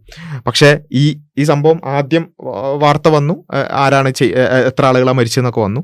പിന്നെ ഇത് മാർട്ടിനാണ് ചെയ്തത്, അതേപോലെ തന്നെ ഇതിന് ഈ പറഞ്ഞ ടെറർ ആംഗിൾ ഇല്ല എന്ന് വെച്ചാൽ മുസ്ലിം അല്ല എന്ന് മനസ്സിലായതോടുകൂടി പിന്നെ നമ്മൾ കാണുന്നത് വെച്ചാൽ കളമശ്ശേരി പിന്നെ ബോംബ് സ്ഫോടനവുമായി ബന്ധപ്പെട്ടുകൊണ്ട് ചികിത്സയിലിരുന്ന ആൾ മരിച്ചു എന്ന് പറഞ്ഞിട്ട് ചരമകോളത്തിലാണ് പിന്നെ വാർത്ത വരുന്നത്. പിന്നെ അതൊന്ന് യഥാർത്ഥത്തിൽ വളരെ പ്ലാൻഡ് ആയിട്ട് ഒരു പ്രൊപ്പഗണ്ട രീതിയിൽ ന്യൂസുകൾ എങ്ങനെ ഒരു പ്രത്യേക ആശയത്തിനെതിരാക്കി മാറ്റാം എന്നുള്ള രീതിയിലുള്ള ഒരു കൃത്യമായിട്ടുള്ള ആസൂത്രണം നടക്കുന്ന രീതിയിലാണ് നമുക്കിത് ഇത് മനസ്സിലാക്കാൻ കഴിയുന്നത്. തീർച്ചയായിട്ടും അത് എഴുതുന്ന ആളുകളുടെ ആശയങ്ങൾ, അതിൻ്റെ ബയാസുകൾ ഉണ്ടാവുമല്ലോ, അത് സ്വാഭാവികമായിട്ടും സ്വാധീനിക്കുന്നുണ്ടാവും.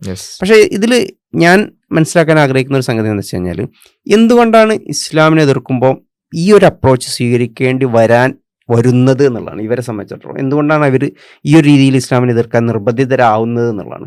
അതാണ് യഥാർത്ഥത്തിൽ ഇത് കേൾക്കുന്ന നിങ്ങൾ ഇവരൊക്കെ കേൾക്കുന്ന ആളുകളാണെങ്കിൽ, അതായത് ഇസ്ലാം വിരുദ്ധരായിട്ടുള്ള ആളുകളെ യൂട്യൂബേഴ്സിൻ്റെയും അല്ലെങ്കിൽ സംഘപരിവാർ അനുകൂല ചാനലുകൾ കേൾക്കുന്ന ആളുകളാണെങ്കിൽ നിങ്ങൾ ആലോചിക്കേണ്ട ഒരു വിഷയം എന്തുകൊണ്ടാണ് ഇവർക്ക് ഇസ്ലാമിനെ എതിർക്കാൻ ഇങ്ങനെ ഒരു നിലപാട് സ്വീകരിക്കേണ്ട ആവശ്യം എന്നുള്ളതാണ്. കാരണം ഇസ്ലാം എപ്പോഴും അവിടെ യുക്തിപരമായിട്ട് നോക്കിക്കഴിഞ്ഞാൽ അതിനെ തകർക്കാൻ കഴിയില്ല. അതിൻ്റെ ആ ഒരു നിലപാടുകളെ, തെളിവുകൾ വെച്ചുകൊണ്ട് ഇസ്ലാം എന്താണോ പറയുന്നത് അതിനെ തകർക്കാൻ ഇവർക്ക് ഒരിക്കലും കഴിയില്ല എന്നുള്ളതാണ്. ഇവരുടെ ആശയം വെച്ചുകൊണ്ട് ഇപ്പോൾ സംഘപരിവാറിന് ഒരിക്കലും ആശയം പറഞ്ഞുകൊണ്ട് ഇസ്ലാമിനെ എതിർക്കാൻ കഴിയില്ല. അല്ലെങ്കിൽ ഈ രീതിയിലുള്ള എത്തീസ്റ്റുകൾക്കോ എക്സ് മുസ്ലിങ്ങൾക്കോ അവരുടെ ആശയം പറഞ്ഞുകൊണ്ട്, ഇപ്പോൾ ഉദാഹരണത്തിന് നമ്മൾ ഇപ്പോൾ സംവാദനമൊക്കെ വിളിക്കുമ്പോൾ പോലും നിങ്ങൾ ശ്രദ്ധിക്കുന്നുണ്ടാവും, ഇപ്പോൾ ആരിഫിനെ നമ്മൾ സംവാദനം വിളിച്ചു കഴിഞ്ഞാൽ അദ്ദേഹം ഒരിക്കലും അദ്ദേഹത്തിൻ്റെ ആശയം വെച്ചുകൊണ്ട് സംവദിക്കാൻ വരില്ല. നിങ്ങൾ ഇസ്ലാം പറയുന്നില്ല എന്നുള്ളതാണ് അദ്ദേഹം പറയുന്നത്. കാരണം നമ്മൾ ഇസ്ലാം പറയാൻ റെഡിയാണ്, നമുക്ക് ഇസ്ലാം പറയാം, നിങ്ങൾ നിങ്ങളുടെ ആശയം പറയൂ, എന്നിട്ട് നമുക്ക് സംവദിക്കാം എന്ന് പറഞ്ഞാൽ അദ്ദേഹം റെഡി ആവുന്നില്ല. കാരണം എന്താണ്, അദ്ദേഹത്തിൻ്റെ ആശയം വെച്ചുകൊണ്ട് സംവദിക്കാനുള്ള ഒരു ഗട്സ് അദ്ദേഹത്തിനില്ല. അദ്ദേഹത്തിൻ്റെ ആശയം അത്രയേ ഉള്ളൂ എന്ന് അദ്ദേഹത്തിന് തന്നെ അറിയാം. ഇത് സമാനമാണ് ഈ വലതുപക്ഷ ആളുകൾ സംഘപരിവാറായാലും കാസ പോലുള്ള തീവ്ര സംഘടനകളായാലും ഇവർക്ക് ഇവരുടെ ആശയം വെച്ചുകൊണ്ട് സംവദിക്കാൻ കഴിയില്ല എന്നുള്ളതാണ്. നേർക്കുനേരെ സംവദിക്കാനോ നേർക്കുനേരെ യുക്തിപരമായിട്ട് അത് ചർച്ച ചെയ്ത് അത് യുക്തിപരമായിട്ട് ഇതാണ് ശരിയെന്ന് സ്ഥാപിക്കാനോ ഇവർക്ക് സാധിക്കില്ല എന്നുള്ളതാണ്. അപ്പോൾ അവരുടെ ഒരു ദയനീയമായിട്ടുള്ള ഒരു അവസ്ഥയാണ് ഏതെങ്കിലും രീതിയിലുള്ള ഇസ്ലാമിനെ മോശപ്പെടുത്തി കാണിക്കാൻ പറ്റിയ രീതിയിലുള്ള, അതായത് നമ്മളൊരു വ്യക്തിഹത്യ എന്നുള്ള ആ ഒരു തലത്തിലുള്ള രീതികൾ കുറെ ഒക്കെ എന്ത് സംഭവം നടന്നാലും ഇത് ഇസ്ലാമാണ് എന്ന് പ്രത്യേകിച്ച് തെളിവൊന്നും വേണ്ട, അത് ഏതെങ്കിലും രീതിയിൽ മുസ്ലിം പേരോ അറബി പേരോ ഉള്ള എക്സ് മുസ്ലിം ആയാൽ പോലും, ഇപ്പോൾ ഉദാഹരണത്തിന് ഇയാൾ അദ്ദേഹം എക്സ് മുസ്ലിമാണ്, കടുത്ത ഇസ്ലാം വിരുദ്ധനാണ്, ഇസ്ലാം വിമർശകനാണ് എന്ന് മാത്രമല്ല ജർമ്മനിയിലുള്ള, ഇപ്പോൾ കേരളത്തിലെ കാസയെ പോലുള്ള ജർമ്മനിയിലുള്ള സംഘടനകളുടെ ആളാണ് ഇയാൾ. അതിൽ മെമ്പറാണ് അയാൾ ഒരു കാസ തീവ്രവാദിയാണ് ഇയാൾ. അതായത് അതേപോലെ ഇപ്പോൾ കേരളത്തിലുണ്ടല്ലോ, അപ്പോൾ അതേപോലെ ഈ എക്സ് മുസ്ലിങ്ങളായിട്ടുള്ള ആളുകൾ സംഘപരിവാറിനോടും കാസ പോലുള്ള തീവ്ര സംഘടനകളോടൊക്കെ കൂട്ടുകൂടുന്ന എക്സ് മുസ്ലിങ്ങൾ കേരളത്തിലുണ്ടല്ലോ, അതേപോലുള്ള ഒരാളാണ് ഇയാൾ എന്നുള്ളതാണ്. അപ്പം അങ്ങനെ ഒരാൾ ചെയ്ത സംഗതി പോലും ഇസ്ലാമുമായിട്ട് കണക്ട് ചെയ്ത് അവതരിപ്പിക്കാൻ ഇവർ ശ്രമിക്കുന്നതിൻ്റെ കാരണം എന്താണെന്ന് വെച്ച് കഴിഞ്ഞാൽ ഇവർക്ക് മറ്റൊരു രീതിയിൽ യുക്തിപരമായിട്ട് ഇസ്ലാമിനെ എതിർക്കാൻ കഴിയില്ല എന്നുള്ള, അതായത് ഇവർക്ക് ഇസ്ലാമിനെ എതിർക്കാൻ കഴിയുന്ന ഒരേ ഒരു സംഗതി ഈ രീതിയിലുള്ള ഒരു അഡ്ഹോമിനം സ്റ്റൈലിൽ, അതും പ്രത്യേകിച്ച് ഇസ്ലാമായിട്ടൊരു ബന്ധമില്ലാത്ത കാര്യങ്ങൾ പോലും ഇസ്ലാമിൻ്റെ പേരിൽ കെട്ടിവെക്കുന്നത്. പിന്നെ രണ്ടാമത് ഇവർക്ക് ചെയ്യാൻ കഴിയുക സ്ട്രോമാൻ എന്നുള്ളതാണ്. അതായത് ഇസ്ലാമിന് ഇല്ലാത്തൊരു വാദം, ഇസ്ലാം നിങ്ങൾ അങ്ങനെ വിശ്വസിക്കുന്നു അല്ലെങ്കിൽ നിങ്ങൾ അങ്ങനെ വിശ്വസിച്ചേ തീരുള്ളൂ എന്ന് പറഞ്ഞിട്ട് ഇസ്ലാമിനോടൊരു കാര്യം പറഞ്ഞിട്ട് അതിന് മറുപടി പറയാൻ ശ്രമിക്കുക എന്നുള്ളതാണ്. അപ്പോൾ നേർക്കുനേരെ മുസ്ലിങ്ങൾ വിശ്വസിക്കുന്ന കാര്യങ്ങളെ എതിർക്കാൻ ഇവർക്കുള്ള ഒരു യുക്തിപരമായിട്ടുള്ള അല്ലെങ്കിൽ അവരുടെ ആശയപരമായിട്ടുള്ള ഒരു കെൽപ്പില്ലായ്മ നമുക്ക് ഇതിൽ കാണാൻ കഴിയുന്നുണ്ട് എന്നുള്ളതാണ് എനിക്കിതിൽ നിന്ന് മനസ്സിലാവുന്നത്. മാത്രമല്ല ഇതിൽ മനസ്സിലാക്കേണ്ടതെന്ന് വെച്ചാൽ ചിലരൊക്കെ പറഞ്ഞേക്കാം ഇത് കുറച്ച് എക്സ് മുസ്ലിംസ് അല്ലേ ചെയ്യുന്നുള്ളൂ എന്നുള്ളത്. അത് നമ്മൾ ആദ്യം മനസ്സിലാക്കേണ്ടത് ഇതൊരു ഫുട്ബോൾ പോലെയാണ്. അതായത് ഗോൾ അടിക്കുന്നത് ചിലപ്പോൾ ഒരാളായിരിക്കും, പക്ഷെ ഇത് പാസ് ചെയ്ത് കൊടുക്കാൻ ഒരുപാട് ആളുകൾ ഉണ്ടാകും എന്നുള്ളതാണ്. കാറടിച്ച് കയറ്റുന്നത് ഒരാളായിരിക്കും, പക്ഷേ പിന്നെയുള്ള വെറുപ്പും വിദ്വേഷവും പ്രചരിപ്പിക്കുന്നതിൽ ഒട്ടുമിക്ക എല്ലാ മുസ്ലിങ്ങൾക്കും, അതായത് വോക്കലായിട്ടുള്ള എല്ലാ എക്സ് മുസ്ലിങ്ങൾക്കും വലിയ രീതിയിൽ പങ്കുണ്ട് എന്നുള്ളതാണ്. ഇത് കേട്ട് സ്ഥിരമായി കേട്ട് അതിൽ നിന്ന് ഒരു തരം, എല്ലാവർക്കും ഒരേ വികാരമായിരിക്കണം എന്നില്ല, പല രീതിയിലുള്ള വികാരമുള്ള ആളുകൾ ഉണ്ടാവാം. അത് കേട്ട് അതിൽ നിന്ന് പ്രോത്സാഹനം ഉൾക്കൊണ്ടിട്ട് ചിലപ്പോൾ ചെയ്യുന്നത് 1 or 2 ആളുകളായിരിക്കും, പക്ഷെ അതിന് വേണ്ടിയിട്ടുള്ള ഗോൾ പാസ് ചെയ്ത് കൊടുക്കുന്ന ഒരുപാട് ആളുകൾ ഉണ്ടാവും, ഗോൾ അടിക്കുന്നത് ഒരാളായിരിക്കും എന്നുള്ളതാണ്. ഇതൊരു ടീം വർക്കാണ്.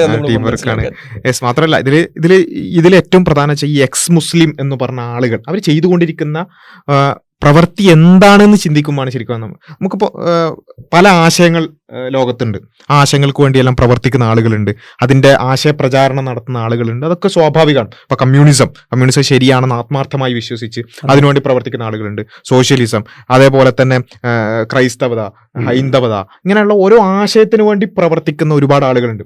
ഈവൻ നമുക്ക് വേണമെങ്കിൽ പറയാം നിരീശ്വരവാദം, അത് വളരെ സത്യസന്ധമാണ്, അല്ലെങ്കിൽ അത് ശരിയാണ്, അത് ശാസ്ത്രീയമാണ് എന്നൊക്കെ വിചാരിച്ച് നിരീശ്വരവാദത്തിന് വേണ്ടി പണിയെടുക്കുന്നവരെ പോലും നമുക്ക് എന്ത് ചെയ്യാൻ പറ്റും, ആ രൂപത്തിൽ മനസ്സിലാക്കാം. പക്ഷെ ആശയം തെറ്റാണ് എന്നത് ഇവർക്ക് സ്വന്തം ആശയമായി എടുക്കുന്നത്. അതെ, ഇവർക്ക് സംബന്ധിച്ചിടത്തോളം ഇവർക്ക് ഈ ഒന്നുമില്ല, ഈ പറഞ്ഞ സ്വന്തമായി പറയാൻ ഒന്നുമില്ല. ആകെ ഇവർക്ക് പറയാനുള്ളത് വേറൊന്ന് തെറ്റാണ്, തെറ്റാണ്. വേറെ ഒരു ജനത അവർ മോശക്കാരാണ്, അവർ സമൂഹത്തിന് പ്രശ്നക്കാരാണ്, അവർ അങ്ങനെയാണ്, അവരിങ്ങനെയാണ് എന്ന് പറഞ്ഞ് ഒന്ന് ആലോചിച്ച് നോക്കുക. നമ്മൾ ശരിക്കും ഒരു എക്സ് മുസ്ലിമിന്റെ ഒരു ജീവിതം എടുത്ത് എന്ത് പരിതാപകരമായ ജീവിതമായിരിക്കും. രാവിലെ എണീക്കുമ്പോൾ തന്നെ ചിന്തിക്കുന്ന എന്താ, ഇവിടെയുള്ള മുസ്ലിങ്ങൾക്ക് എതിരായിട്ട് എന്താ ചെയ്യുക, അല്ലെങ്കിൽ എന്താ പറയാൻ പറ്റുക, അവർക്കെതിരായിട്ട് എന്തെങ്കിലും കണ്ടന്റ് കിട്ടുമോ, ആ കണ്ടന്റ് എടുത്തിട്ട് നമുക്ക് പുട്ടടിക്കാൻ പറ്റുമോ, ഇത് മാത്രം ചിന്തിക്കുന്ന. ഓക്കെ, നമുക്ക് വിമർശനങ്ങൾ എന്നുള്ളതൊക്കെ നമുക്ക് മനസ്സിലാക്കാം, നമുക്കെതിരായി വരുന്ന ആശയങ്ങളെ വിമർശിക്കുക, അതിനെ എതിർക്കുക, അവരുമായിട്ട് സംവദിക്കുക എന്നുള്ളതൊക്കെ ഓക്കെ. പക്ഷെ സ്വന്തമായിട്ടൊന്നുമില്ല, ആകെയുള്ളത് അവരുടെ കുറ്റം പറയുക, അവരുടെ പിന്നെ അവർക്കെതിരായി ഹെയ്റ്റ് ഉണ്ടാക്കുക. അല്ല, ഇപ്പോൾ ഉദാഹരണത്തിന് ഒരാൾ ഓക്കെ ഇയാൾ പറയുന്നത് കേട്ട് ഒരു എക്സ് മുസ്ലിം പറയാണ്, ഇപ്പോൾ ഓക്കെ ഇസ്ലാം തെറ്റാണ്, ഇസ്ലാമിൽ ഒക്കെ തെറ്റാണ്, ഓക്കെ ഇത് കേട്ടിട്ട് ഒരാൾ എക്സ് മുസ്ലിമുള്ള കൂടാൻ തീരുമാനിച്ചു എന്ന് വെക്കാം. എന്നിട്ട് അയാൾ ചോദിക്കുകയാണ്, ഓക്കെ ഇതൊക്കെ തെറ്റാണ്, എന്നാൽ ശരി എന്താണ് എന്ന് ചോദിച്ചു കഴിഞ്ഞാൽ പകരം കൊടുക്കാൻ ഇയാൾക്കൊന്നുമില്ല.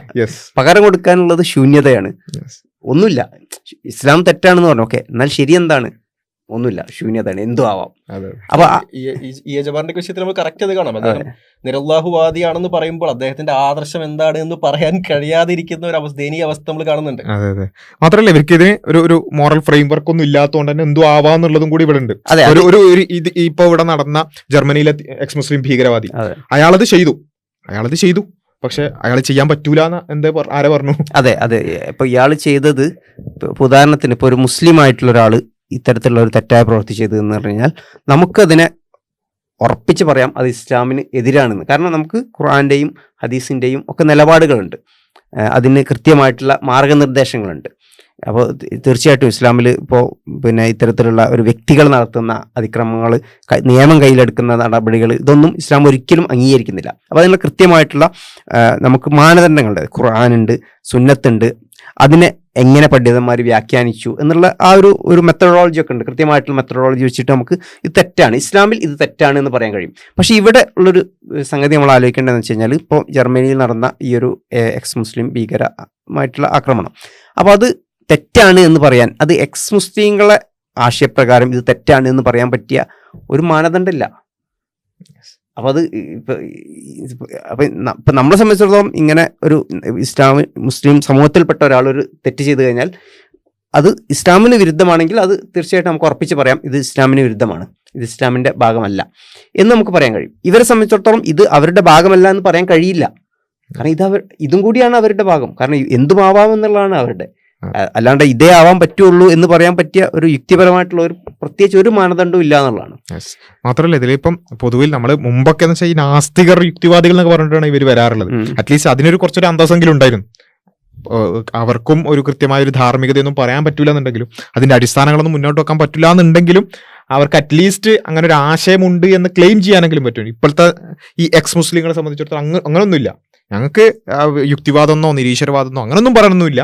ഞങ്ങൾക്ക് ആകെ മുസ്ലിങ്ങളെ എതിർക്കണം, ഇസ്ലാമിനെ എതിർക്കണം, അത് മാത്രമാണ് അജണ്ട. അങ്ങനെ അജണ്ട ആക്കിയ ഒരാളാണ് ഇത് ചെയ്തിട്ടുള്ളത് എന്ന് മനസ്സിലാക്കുമ്പോൾ ഇതിന് ഏറ്റവും വലിയൊരു പ്രശ്നം എന്താ ചോദിച്ചാൽ, ഇങ്ങനെ നിരന്തരമായി വേറൊന്നുമില്ലാതെ, വേറെ കൺസ്ട്രക്റ്റീവായി ഇപ്പോൾ അറ്റ്ലീസ്റ്റ് ഇപ്പോൾ യുക്തിവാദത്തിന് വേണ്ടി പണിയെടുക്കുകയാണെന്നുണ്ടെങ്കിൽ ആ യുക്തിവാദം എന്താണെന്ന് പഠിക്കും, അല്ലെങ്കിൽ അത് ആളുകൾക്ക് പറഞ്ഞു കൊടുക്കാൻ ശ്രമിക്കും. നിരീശ്വരവാദം എന്താണെന്ന് പഠിക്കും, ദൈവം ഉണ്ടോ ഇല്ലേ എന്നുള്ള ചർച്ച നടത്തും.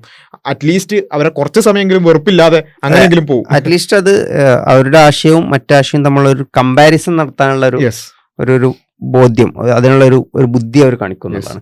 അതുപോലും ഇല്ലാത്തൊരവസ്ഥയിലേക്ക് ഇത് നമ്മൾ വേറൊരു ആശയത്തിൽ ഇത് കാണുന്നില്ല. ഇപ്പൊ X Hindu, X Christian, X atheist, ഇങ്ങനെ ആരും ഐഡന്റിഫൈ ചെയ്ത് നടക്കാറില്ല. അപ്പൊ അവരെ പറയാറുണ്ട് എന്നല്ലാതെ ഇതൊരു കമ്മ്യൂണിറ്റി ആയോ അങ്ങനെ ഒന്നും രീതിയിൽ ബിൽഡ് ചെയ്യാറില്ല എന്നുള്ളതാണ്. അപ്പൊ ഇതിലും ഞാൻ നേരത്തെ പറഞ്ഞ ഒരു സംഗതിയാണ് ഇതിൽ വർക്ക് ചെയ്യുന്നതെന്ന് എനിക്ക് തോന്നുന്നത്. അതായത് നേർക്കുനേരെ ആശയം പറഞ്ഞ് ഇസ്ലാമിനെ വിമർശിക്കാൻ കഴിയില്ല. അപ്പൊ പിന്നെ ഉള്ള ഈ കുറുക്കുവഴികളാണ് ഒന്ന്, പിന്നെ എന്ത് സംഭവം നടന്നാലും അത് ഇസ്ലാമിന്റെ പേരിൽ ആക്കി മാറ്റുകയും ഇനി അവർ തന്നെ സംഭവങ്ങൾ ക്രിയേറ്റ് ചെയ്തിട്ട് ഫാൾസ് ഫ്ലാഗ് എന്ന് പറയുന്നത്, അതായത് കള്ളക്കൊടി കാണിച്ചിട്ട് അത് ഇസ്ലാമിന്റെ കൊടി കാണിച്ചിട്ട് അവർ തെറ്റിദ്ധരിപ്പിക്കുക. അവർ തന്നെ ചെയ്തിട്ട്.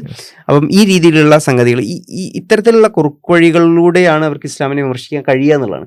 പിന്നെ യഥാർത്ഥത്തിൽ ഈ എക്സ് മുസ്ലിം എന്നുള്ള ഒരു കമ്മ്യൂണിറ്റി എന്നുള്ള രീതിയിൽ അവതരിപ്പിക്കുന്നത് പോലും ഇതുപോലെ ഒരു കുറുക്കുവഴിയായിട്ടാണ് എനിക്ക് തോന്നിയത്.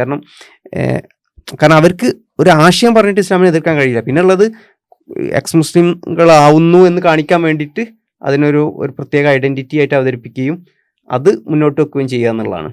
അപ്പം ഇത്തരത്തിലുള്ള ഒരു കുറുക്കുവഴി കാണിക്കുക എന്നുള്ളത് മാത്രമാണ് അതിൻ്റെ ഒരു പിന്നിൽ നടക്കുന്നത് എന്നുള്ളതാണ് എൻ്റെ ഒരു അനലൈസിൽ എനിക്ക് മനസ്സിലാവുന്നത്. ആദർശപരമായിട്ടുള്ള കാര്യം പറയുമ്പോൾ ഇവര് മതം വിടുന്നതിന്റെ കാരണങ്ങൾ, ഇപ്പം ഈ അടുത്ത ഒരാൾ സംസാരിച്ച സമയത്ത് അയാൾ മതം വിട്ടതിന്റെ ഒരു കാരണം ഇസ്ലാമിൽ മാതാപിതാക്കളെ ബഹുമാനിക്കാൻ പറഞ്ഞിട്ടുണ്ട് എന്നുള്ളതാണ്. വെറുതെ എക്സാഗ്രേറ്റ് ചെയ്ത് പറയുന്നതല്ല, നേർക്ക് നേരെ പറഞ്ഞതാണ്. വേറൊരാളുടെ പ്രശ്നം അയാളുടെ ഗേൾ ഫ്രണ്ട് ഹിന്ദു ആണ്, വിവാഹം കഴിക്കാൻ പറ്റില്ല എന്നുള്ളതാണ്. അപ്പം ഇത്തരം പല കാരണങ്ങൾ ഉണ്ടാവാം. ചില ആളുകൾ ഈ ഒന്ന് രണ്ട് ഭാര്യമാര് വിട്ടു പോയി, അങ്ങനെ പല കാരണങ്ങൾ ഉണ്ടാവും. അപ്പം ഇസ്ലാമിനോടുള്ള അന്ധമായ വിരോധം കൊണ്ട് സ്വാഭാവിക ആണ് ഇവര് വരുന്നത്. പിന്നീട് ഇപ്പൊ ആരോട് പറയാൻ പറ്റില്ലല്ലോ എന്തുകൊണ്ട് ഇസ്ലാം വിട്ടു, എനിക്ക് അന്ധമായ വിരോധം ഉണ്ടായിരുന്നു, എനിക്ക് ഇങ്ങനെ പേഴ്സണൽ കാര്യങ്ങൾ ഉണ്ടായിരുന്നു എന്ന് പറയാൻ സാധിക്കാതെ വരുമ്പോൾ എനിക്ക് പ്രത്യേകിച്ച് റീസൺ ഒന്നുമില്ല, ഞാൻ അന്ധമായിട്ടാണ് ഇതിനെ എതിർക്കുന്നതെന്ന് പറയാൻ കഴിയാത്തത് കൊണ്ട് പിന്നെ കാരണങ്ങൾ കണ്ടെത്തലാണ് പോസ്റ്റ് റാഷണലൈസേഷൻ എന്ന് പറയാം. അതായത് ഒരു മണ്ടത്തരം വിശ്വസിക്കുക, ഇന്ന് ആ മണ്ടത്തരത്തെ ന്യായീകരിക്കാൻ വേണ്ടി കാരണങ്ങൾ കണ്ടെത്തുക എന്നുള്ളതാണ്. ഇതുകൊണ്ടാണ് ഇങ്ങനെ വിശ്വസിക്കുന്ന ആളുകളെ സംബന്ധിച്ചിടത്തോളാണ് ഇപ്പം അവർ ചോദിക്കുക, എന്താണ് ഇസ്ലാമിൽ ഒരു നന്മയെങ്കിലും കാണിച്ചു തരാൻ പറ്റുമോ? ഇപ്പം മൈത്രയും ചോദിച്ചിട്ടുണ്ടായിരുന്നു. അതേപോലെ ജബ്ബാർ ആ ഡിബേറ്റിന്റെ സമയത്ത് പറഞ്ഞിട്ടുണ്ടായിരുന്നു ഇസ്ലാമിൽ ഒരു നന്മയില്ല എന്നുള്ളത്. അപ്പം ഇതൊക്കെ പറയേണ്ടി വരുന്നത് എന്തുകൊണ്ടാണ്? കാരണം ഇസ്ലാമിനോട് അന്ധമായ വിരോധമാണ്. അപ്പൊ പിന്നെ ഇസ്ലാമിന് എന്തെങ്കിലും നന്മയുണ്ട് എന്ന് അംഗീകരിക്കുന്നത് അവരുടെ ഈഗോനെ അക്സെപ്റ്റ് ചെയ്യാൻ പറ്റില്ല എന്നുള്ളതാണ്. അല്ല, ആ ഒറ്റ വാചകം തന്നെ മതി ഇവരെ എത്രത്തോളം ബയാസ്ഡ് ആണ്, അല്ലെങ്കിൽ ഇവര് എത്രത്തോളം ചിന്താശൂന്യരാണെന്ന് മനസ്സിലാക്കി. ഇപ്പൊ നമ്മളൊക്കെ ഒരാൾക്ക് വേണമെങ്കിൽ ഇസ്ലാമിൽ വിശ്വസിക്കാതിരുന്നുകൊണ്ട്, അല്ലെങ്കിൽ ഒരു നാസ്തികനായിട്ടോ അല്ലെങ്കിൽ ഏതൊരു എക്സ് മുസ്ലിം തന്നെ ആയിക്കോട്ടെ, എക്സ് മുസ്ലിം ആയിട്ടോ എന്ത് ചെയ്യാം, ഒരു ഇസ്ലാമിക വിമർശനമായിട്ടോ പറയാം ഇന്ന കാരണങ്ങൾ കൊണ്ട് ഇസ്ലാം ദൈവത്തിലുള്ളതല്ല, എന്നാൽ ഇന്ന നന്മകൾ അതിൽ പറഞ്ഞിട്ടുണ്ട്. അയ്യൂബ് മൗലവി തന്നെ അവിടെ ചോദിച്ചിട്ടുണ്ടായിരുന്നു ആ കാലഘട്ടത്തിന്റെ നന്മകളെങ്കിലും ഉണ്ടാവില്ല എന്നുള്ളത്. അപ്പം ബയാസ് ആയിട്ട് ചിന്തിക്കാത്ത ഒരാളെ സംബന്ധിച്ചിടത്തോളം ഇത് ഉണ്ടാവും. ഇവരെ സംബന്ധിച്ചിടത്തോളം അന്ധമായ വിരോധമാണ് ഇവരെ നയിക്കുന്നത് എന്നുള്ളതാണ്. ഇത് ഞാൻ പറയാൻ കാരണം എന്ന് വെച്ചാൽ ഈ വ്യക്തിയുടെ വേറൊരു വ്യക്തിയുടെ റീട്വീറ്റ് ചെയ്തിട്ട് പറയുന്ന അതിൽ ചോദിക്കുന്നതാണ് ഇസ്ലാമിൽ എന്തെങ്കിലും നന്മയുണ്ടോ? വാർത്തെടുത്തതാണ്. ഇത് ഈ പറഞ്ഞ ഒരു റൈറ്റ് വിങ് അതേപോലെ തന്നെ മുസ്ലിം വിരുദ്ധമായിട്ടുള്ള ഒരു പേജാണ്. അത് നിരന്തരമായി കൊണ്ട് ഇസ്ലാം വെറുപ്പ് ഉൽപ്പാദിപ്പിച്ചുകൊണ്ടിരുന്ന പേജ് ഇയാൾ എന്ത് ചെയ്യണം, ഈ പറഞ്ഞ എക്സ് മുസ്ലിം ഭീകരവാദി, ഈ ഭീകരാക്രമണം ചെയ്ത ആള് എന്ത് ചെയ്തിട്ടുണ്ട്, അത് ഷെയർ ചെയ്തിട്ടുണ്ട്. അല്ല, ഇതില് ഉള്ളൊരു പ്രശ്നം വെച്ചാൽ ഇങ്ങനത്തെ ഒരു ചോദ്യത്തില് ഇപ്പൊ ഒരു കോമൺ സെൻസ് ഉള്ള ഒരാൾ, സാമാന്യമായിട്ടൊരു യുക്തിബോധമുള്ള ഒരു മനുഷ്യന് ജസ്റ്റ് ചിന്തിച്ചാൽ തന്നെ മനസ്സിലാവില്ല ഈ ഒരു ചോദ്യത്തിൽ, ഇത്തരത്തിലുള്ള ചോദ്യങ്ങളിലെ ഒരു അപഹാസ്യത. അത് ഇസ്ലാമിൽ ഒരു നന്മയെങ്കിലും ഉണ്ടോ? ഓക്കെ, ഇസ്ലാമിൽ ഒരു നന്മയും ഇല്ലാന്ന് വെക്കുക. ഈ ലോക ജനസംഖ്യയുടെ 1/4 വരുന്നൊരു ജനസമൂഹം ഇത് വിശ്വസിക്കുന്നുണ്ടെങ്കിൽ, ഒരു നന്മയും ഇല്ലെങ്കിൽ അവർക്ക് അറ്റ്ലീസ്റ്റ് അവർക്ക് ഇതിൽ ചേരാൻ ഉള്ള എന്തെങ്കിലും ഒരു, അറ്റ്ലീസ്റ്റ് ഇതിൽ തുടരാനുള്ള ഒരു പ്രേരകം എങ്കിലും ഉണ്ടാവില്ലേ? ഇനി അതല്ല, പിന്നെ ഇവർ തന്നെ പൊതുവെ പറയാറുള്ളത് ഓരോ കാലഘട്ടത്തിലും അവിടുത്തെ നന്മ വെച്ചിട്ട് ആളുകൾ ഉണ്ടാക്കിയതാണ് മതം എന്നൊക്കെയാണ് പറയാറുള്ളത്. അപ്പൊ അതെങ്കിലും ഉണ്ടാവില്ലേ എന്നുള്ളതാണ്. അല്ല, നമ്മള് പൊതുവിൽ ഒരു ഭൗതികമായ സത്യസന്ധത എന്നൊക്കെ പറയില്ല. നമ്മളിപ്പോ കമ്മ്യൂണിസത്തിനെ അതിനിശിതമായി എതിർക്കുന്നവരാണ് നമ്മൾ.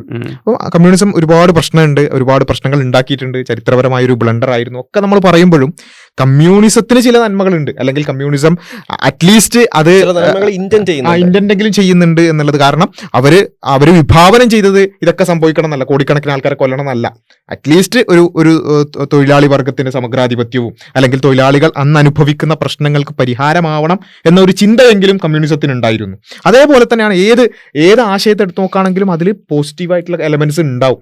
പക്ഷേ ഇതിവിടെ എന്ത് ചെയ്യാണ്, കാടടച്ചായിട്ട് പറയാണ്. ഇപ്പോൾ ഇത് can you find one positive thing about Islam എന്ന് പറയുന്ന ഈ എക്സ് മുസ്ലിം ഭീകരൻ റീട്വീറ്റ് ചെയ്തിട്ടുള്ള ഇതേ കാര്യം എന്ത് ചെയ്തിട്ടുണ്ട്, കേരളത്തിലും ചോദിച്ചിട്ടുണ്ട്. അപ്പൊ ഞാൻ പറയുന്നത് ഇത് എവിടെയെങ്കിലും ഒരു ഭാഗത്ത് മാത്രമുള്ള ഒരു ചിന്തയല്ല, മറിച്ച് ഇത് ആഗോളതലത്തിൽ തന്നെ ഇവര് നിരന്തരമായി, അല്ലെങ്കിൽ എങ്ങനെയാണ് ഇത് ഈ പറഞ്ഞ ട്വീറ്റ് ഉണ്ടായിട്ടുള്ളത് പിന്നെ ഡിസംബർ 17 ഏകദേശം അതിന്റെ ഏകദേശം ഒരാഴ്ചന്റെ ഇപ്പുറത്തോ അപ്പുറത്തോ ആയിട്ടാണ് എന്ത് ചെയ്തിട്ടുള്ളത്, കേരളത്തിൽ അതേ ചോദ്യം വെച്ചിട്ട് ഇവിടെ വീഡിയോ ഇറങ്ങിയിട്ടുള്ളത്.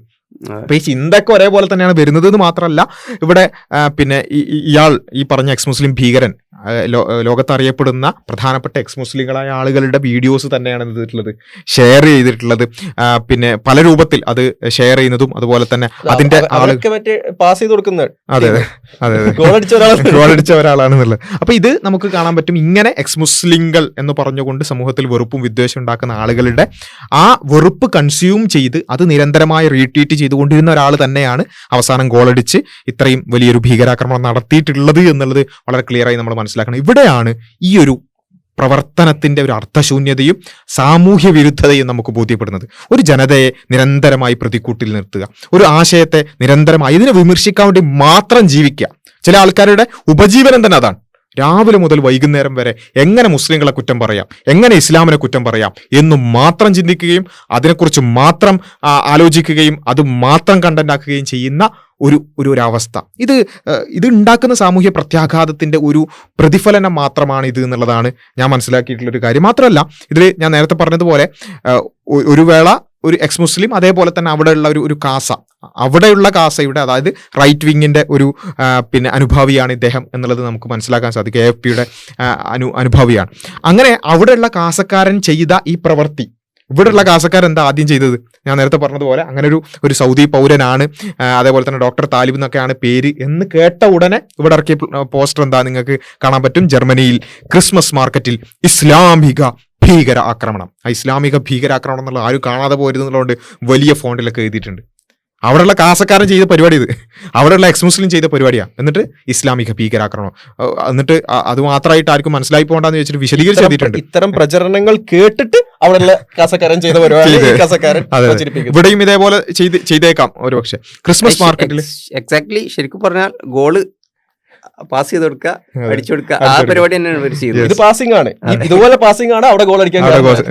ക്രിസ്മസ് മാർക്കറ്റിലേക്ക് കാർ ഓടിച്ച് കയറ്റി സൗദി പൗരനായ ജിഹാദി കൊന്നത് പിഞ്ചു കുഞ്ഞുൾപ്പെടെ 2 നിരപരാധികളെ, 60ഓളം പേർക്ക് പരിക്ക്, 15 പേരുടെ നില ഗുരുതരം. അപ്പോ ഇതൊക്കെ യാഥാർത്ഥ്യമാണ്. ഇപ്പോഴും 2 ആൾക്കാർ തന്നെയാണ് മരിച്ചിട്ടുള്ളത്, 15 ആൾക്കാർ ഇപ്പോഴും പ്രയാസപ്പെട്ടുകൊണ്ടിരിക്കുകയാണ്. ഇതിലുള്ള ഒരു മറുവശം എന്താ വെച്ച് കഴിഞ്ഞാല്, ഈ പലപ്പോഴും ഈ ഒരു വിഷയങ്ങളൊന്നും പല ആളുകൾക്കും എത്തില്ല. അവർ ഒറ്റനോട്ടത്തിൽ ന്യൂസും അതിന്റെ പെട്ടെന്ന് കിട്ടുന്ന ഒരു ഇംപ്ലിക്കേഷനും ഒക്കെ ആയിരിക്കും ആളുകൾ മനസ്സിലാക്കുക എന്നുള്ളതാണ്. പക്ഷെ ഒരർത്ഥത്തിൽ നമ്മൾ നേരത്തെ സംസാരിച്ച രീതിയിൽ തന്നെ ഇത് ഇവരുടെയൊക്കെ ഒരു ദയനീയ അവസ്ഥയാണ്. അതിൽ ആശയപരമായിട്ട് നോക്കിക്കഴിഞ്ഞാൽ ഇസ്ലാമിനെ വിമർശിക്കുന്നതിൽ ഇവർക്ക് ഈ ഒരു കുരുട്ടുബുദ്ധി ഉപയോഗിക്കുക എന്നുള്ള ഒരു വഴിയേ ഉള്ളൂ എന്നുള്ളതാണ് യഥാർത്ഥത്തിൽ മനസ്സിലാവുന്നത്.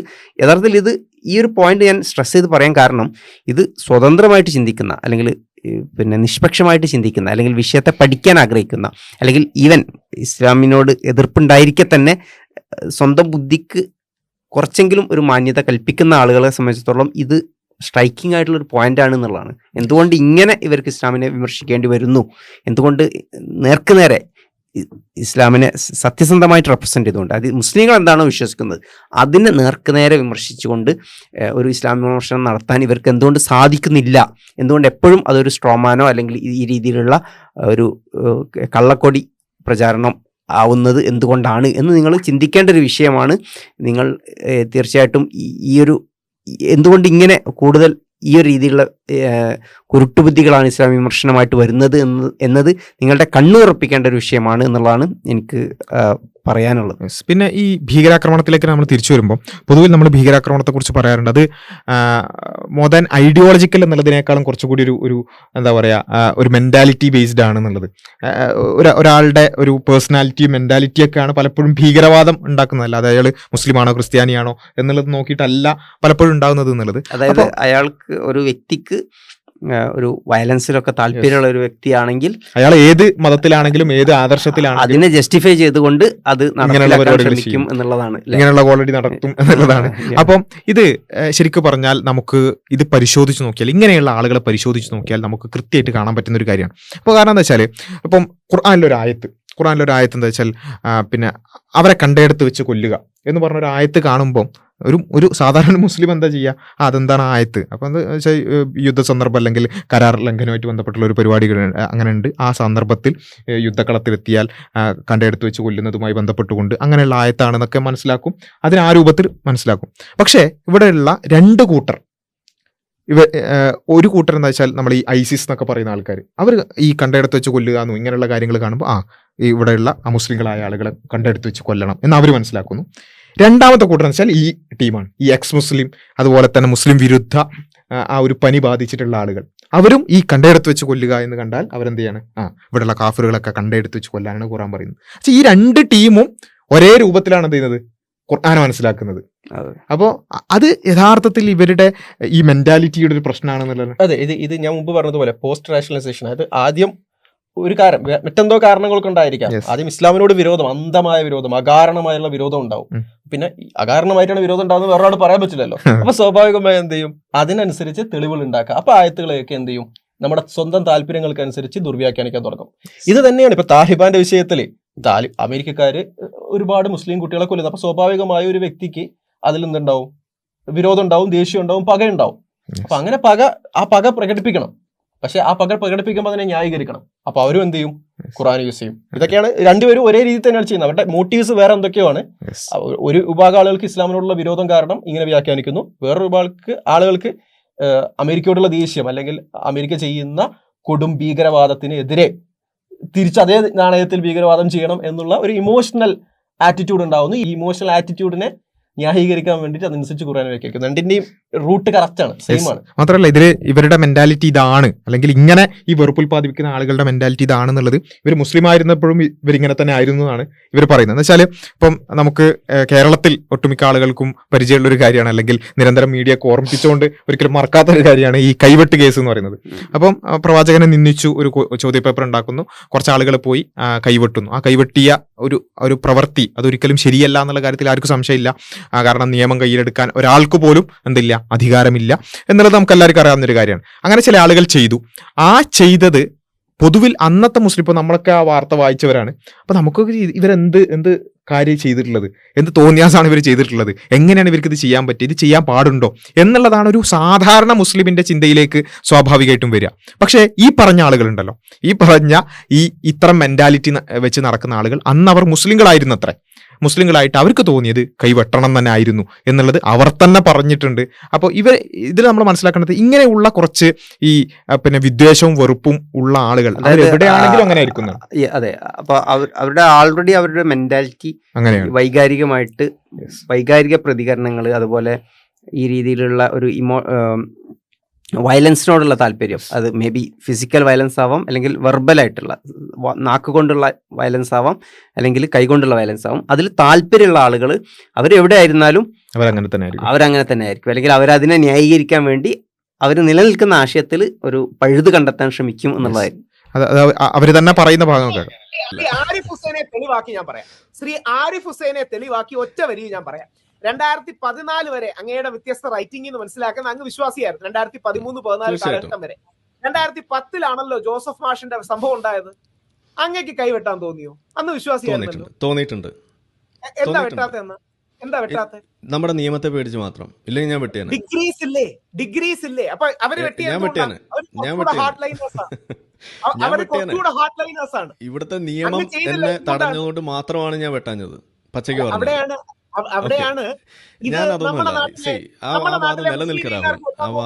അപ്പോ മൂപ്പർക്ക് വെട്ടാൻ തോന്നിയിട്ടുണ്ടായിരുന്നു. നിയമമുള്ളത് കൊണ്ട് മാത്രമാണ്. ഞാൻ പറയുന്നത് ഇപ്പോഴും ഇയാളുടെ മെന്റാലിറ്റി തന്നെയാണ്. എന്നുവെച്ചാൽ അന്ന് ഇയാൾക്ക് പ്രവാചകനെ വിമർശിച്ചവരോടായിരുന്നു ഒരു എതിർപ്പുണ്ടായിരുന്നത്. അവിടെ പോയി വെട്ടാൻ തന്നെയായിരുന്നു ഇയാളുടെ മനസ്സ്. ഇന്ന് ഇയാൾക്ക് എതിർപ്പുള്ളത് മുസ്ലിങ്ങളോടാണ്. മുസ്ലിങ്ങളെ നേരിട്ട് വെട്ടിയിട്ടില്ല എന്ന് മാത്രമേ ഉള്ളൂ, വെട്ടാനുള്ള എല്ലാ നേരത്തെ പറഞ്ഞ ആ ഗ്രൗണ്ട് ഒരുക്കൽ നിരന്തരമായി ചെയ്തുകൊണ്ടിരിക്കുന്നത്. അപ്പം ഇപ്പോഴും അപ്പോഴും എല്ലാ സമയത്തും ഇങ്ങനെയുള്ള മെന്റാലിറ്റിയുള്ള ആളുകൾ അവർ ആ രൂപത്തിൽ തന്നെയാണ് പ്രവർത്തിക്കുന്നത് എന്നുള്ളതാണ് നമ്മൾ മനസ്സിലാക്കുന്നത്. അപ്പോൾ ഞാൻ പറയുന്നത് ഒരിക്കലും ഇങ്ങനെ ഈ വയലൻസ് മെന്റാലിറ്റിയുള്ള ഭീകര മെന്റാലിറ്റിയുള്ള ആളുകൾക്ക് ഒരിക്കലും രക്ഷപ്പെടാൻ പറ്റില്ല എന്നൊന്നല്ല ഞാൻ പറയുന്നത്. പക്ഷെ പൊതുവിൽ അവരെന്ത് ചെയ്യാണ്, ഇങ്ങനെയുള്ള കാര്യങ്ങൾ നമുക്ക് കാണുന്നു. തീർച്ചയായിട്ടും അവർക്ക് രക്ഷപ്പെടണമെങ്കിൽ ആ ഒരു മെന്റാലിറ്റിയെ നിയന്ത്രിച്ചു നിർത്തണമെങ്കിൽ ഇസ്ലാം പോലെയുള്ള ഒരു ശക്തമായ ഒരു ആശയം, അതായത് യഥാർത്ഥത്തിൽ ഇസ്ലാമിനെ മനസ്സിലാക്കി കഴിഞ്ഞാൽ പിന്നെ അവർക്ക് ഒരുപക്ഷെ അവർക്ക് സ്വന്തത്തെ നിയന്ത്രിക്കാനും അതിലൊരു കടിഞ്ഞാണിടാനും ഒക്കെ സാധിച്ചേക്കാം എന്നുള്ളതാണ്. ഈ എക്സ് മുസ്ലിം എന്നൊക്കെ പറയുമ്പോൾ അങ്ങനെ ഒരു ഗ്രൗണ്ട് ഇല്ലാതാവുക. അതാണ് ഞാൻ പറയുന്നത്. അതായത് അവർക്ക് പ്രത്യേകിച്ച് ഒരു ആശയമില്ല, അവർക്ക് എന്തും ആവാം എന്നുള്ളതാണ്. അതായത് പിന്നെ ഇപ്പോൾ എക്സ് മുസ്ലിം ആയ ഒരാൾ ഇങ്ങനെയേ ആവാൻ പറ്റുള്ളൂ എന്ന് പറയാൻ ഒരു സാധനമില്ല. അപ്പോൾ മുസ്ലിമിനെ സംബന്ധിച്ചിടത്തോളം പിന്നെ അയാൾ തൗഹീദിൽ വിശ്വസിക്കാത്ത ഒരാളെങ്കിൽ അയാൾ മുസ്ലിം അല്ല. തൗഹീദിൽ വിശ്വസിക്കുന്നില്ല, ഞാൻ മുസ്ലിമാണ് എന്ന് പറയാനുള്ളൊരു സംഗതി അവിടെ ഇല്ല. അത് പരസ്പര വിരുദ്ധമാണ്. അല്ലെങ്കിൽ പിന്നെ ഇസ്ലാം ഖുർആൻ കൃത്യമായിട്ട് കണിശമായിട്ടൊരു പറഞ്ഞൊരു സംഗതി അതിനെ എതിർക്കാൻ മുസ്ലിം ആയിക്കൊണ്ട് ഒരാൾക്ക് ചെയ്യാൻ കഴിയില്ല, അതിനെ എതിർക്കാൻ കഴിയില്ല. എന്നാൽ ഒരു എക്സ് മുസ്ലിമിനെ സംബന്ധിച്ചിടത്തോളം അങ്ങനെ ഒരു സാധനം ഇല്ലല്ലോ, അല്ലെങ്കിൽ ഒരു അത്തീസ്റ്റിനെ സംബന്ധിച്ചിടത്തോളം അങ്ങനെ ഒരു സാധനം ഇല്ല. അയാൾക്ക് ഇന്ന കാര്യം വെച്ചിട്ട് ഓക്കെ ഇന്ന കാര്യം ചെയ്ത ആൾ ഒരു ശരിയായ എക്സ് മുസ്ലിം അല്ല, അല്ലെങ്കിൽ ഇന്ന കാര്യം ചെയ്ത ആൾ ശരിയായ എത്തീസ്റ്റ് അല്ല എന്ന് പറയാൻ സാധനമില്ല. അത് എന്ത് ചെയ്താലും അയാൾ എത്തീസ്റ്റ് തന്നെയാണ്. അത് ശരിയായ എത്തീസ്റ്റിന് ചെയ്യാൻ പാടില്ലാത്തൊരു കാര്യമാണെന്ന് പറയാൻ പറ്റിയ സാധനമില്ല. അപ്പം ആ ഒരു ഡിഫറൻസ് ഭയങ്കര ഇമ്പോർട്ടൻ്റ് ആയിട്ടുള്ള ഡിഫറൻസ് ആണ് ഇവിടെ എന്നുള്ളതാണ്. ക്യാരക്ടറിനെ കുറിച്ച് പറഞ്ഞ സമയത്താണ് ലൈക്ക് ആരിഫ് തന്നെയാണെന്ന് തോന്നുന്നു മുമ്പ് അദ്ദേഹത്തിന്റെ ഭാര്യ ഇട്ടേച്ച് പോയ വിഷയത്തെ കുറിച്ച് അദ്ദേഹം പറയുന്നുണ്ട്. അദ്ദേഹം ഇസ്ലാം കറക്റ്റ് ആയിട്ട് ഫോളോ ചെയ്തത് കൊണ്ടാണ് ഭാര്യ ഇട്ടേച്ച് പോയത് എന്നുള്ള ഒരു മണ്ടത്തരം. അത് ക്യാരക്ടറിന്റെ പ്രശ്നമാണ്, അത് ക്യാരക്ടറിന്റെ വിഷയം കൊണ്ട് സംഭവിക്കുന്നതാണ്. അത് ഇപ്പം ഖുർആനിൽ പറയുന്നതാണെങ്കിൽ നമുക്ക് എല്ലാവർക്കും മനസ്സിലാക്കാം. എന്താണ് നിങ്ങളെ പരസ്പരം ഇണകളാക്കി സൃഷ്ടിച്ചിരിക്കുന്നത് നിങ്ങളിൽ എന്താണ് സ്നേഹവും മബദ്ധത്തും റഹ്മത്തും ഉണ്ടാക്കാൻ വേണ്ടിയിട്ടുള്ളതാണ്. അപ്പം ഒരു വ്യക്തിയെ സംബന്ധിച്ചിടത്തോളം, നല്ല ക്യാരക്ടറുള്ള ആളെ സംബന്ധിച്ചിടത്തോളം അതെങ്ങനെയാണ് പാലിക്കേണ്ടത്, എങ്ങനെയാണ് പരസ്പരം സ്നേഹിക്കേണ്ടത് എന്നുള്ളത് മനസ്സിലാക്കാവുന്നതേ ഉള്ളൂ. അപ്പൊ ആ ക്യാരക്ടർ മോശമായതിന് മതത്തിൽ പറഞ്ഞിട്ട് കാര്യമില്ല.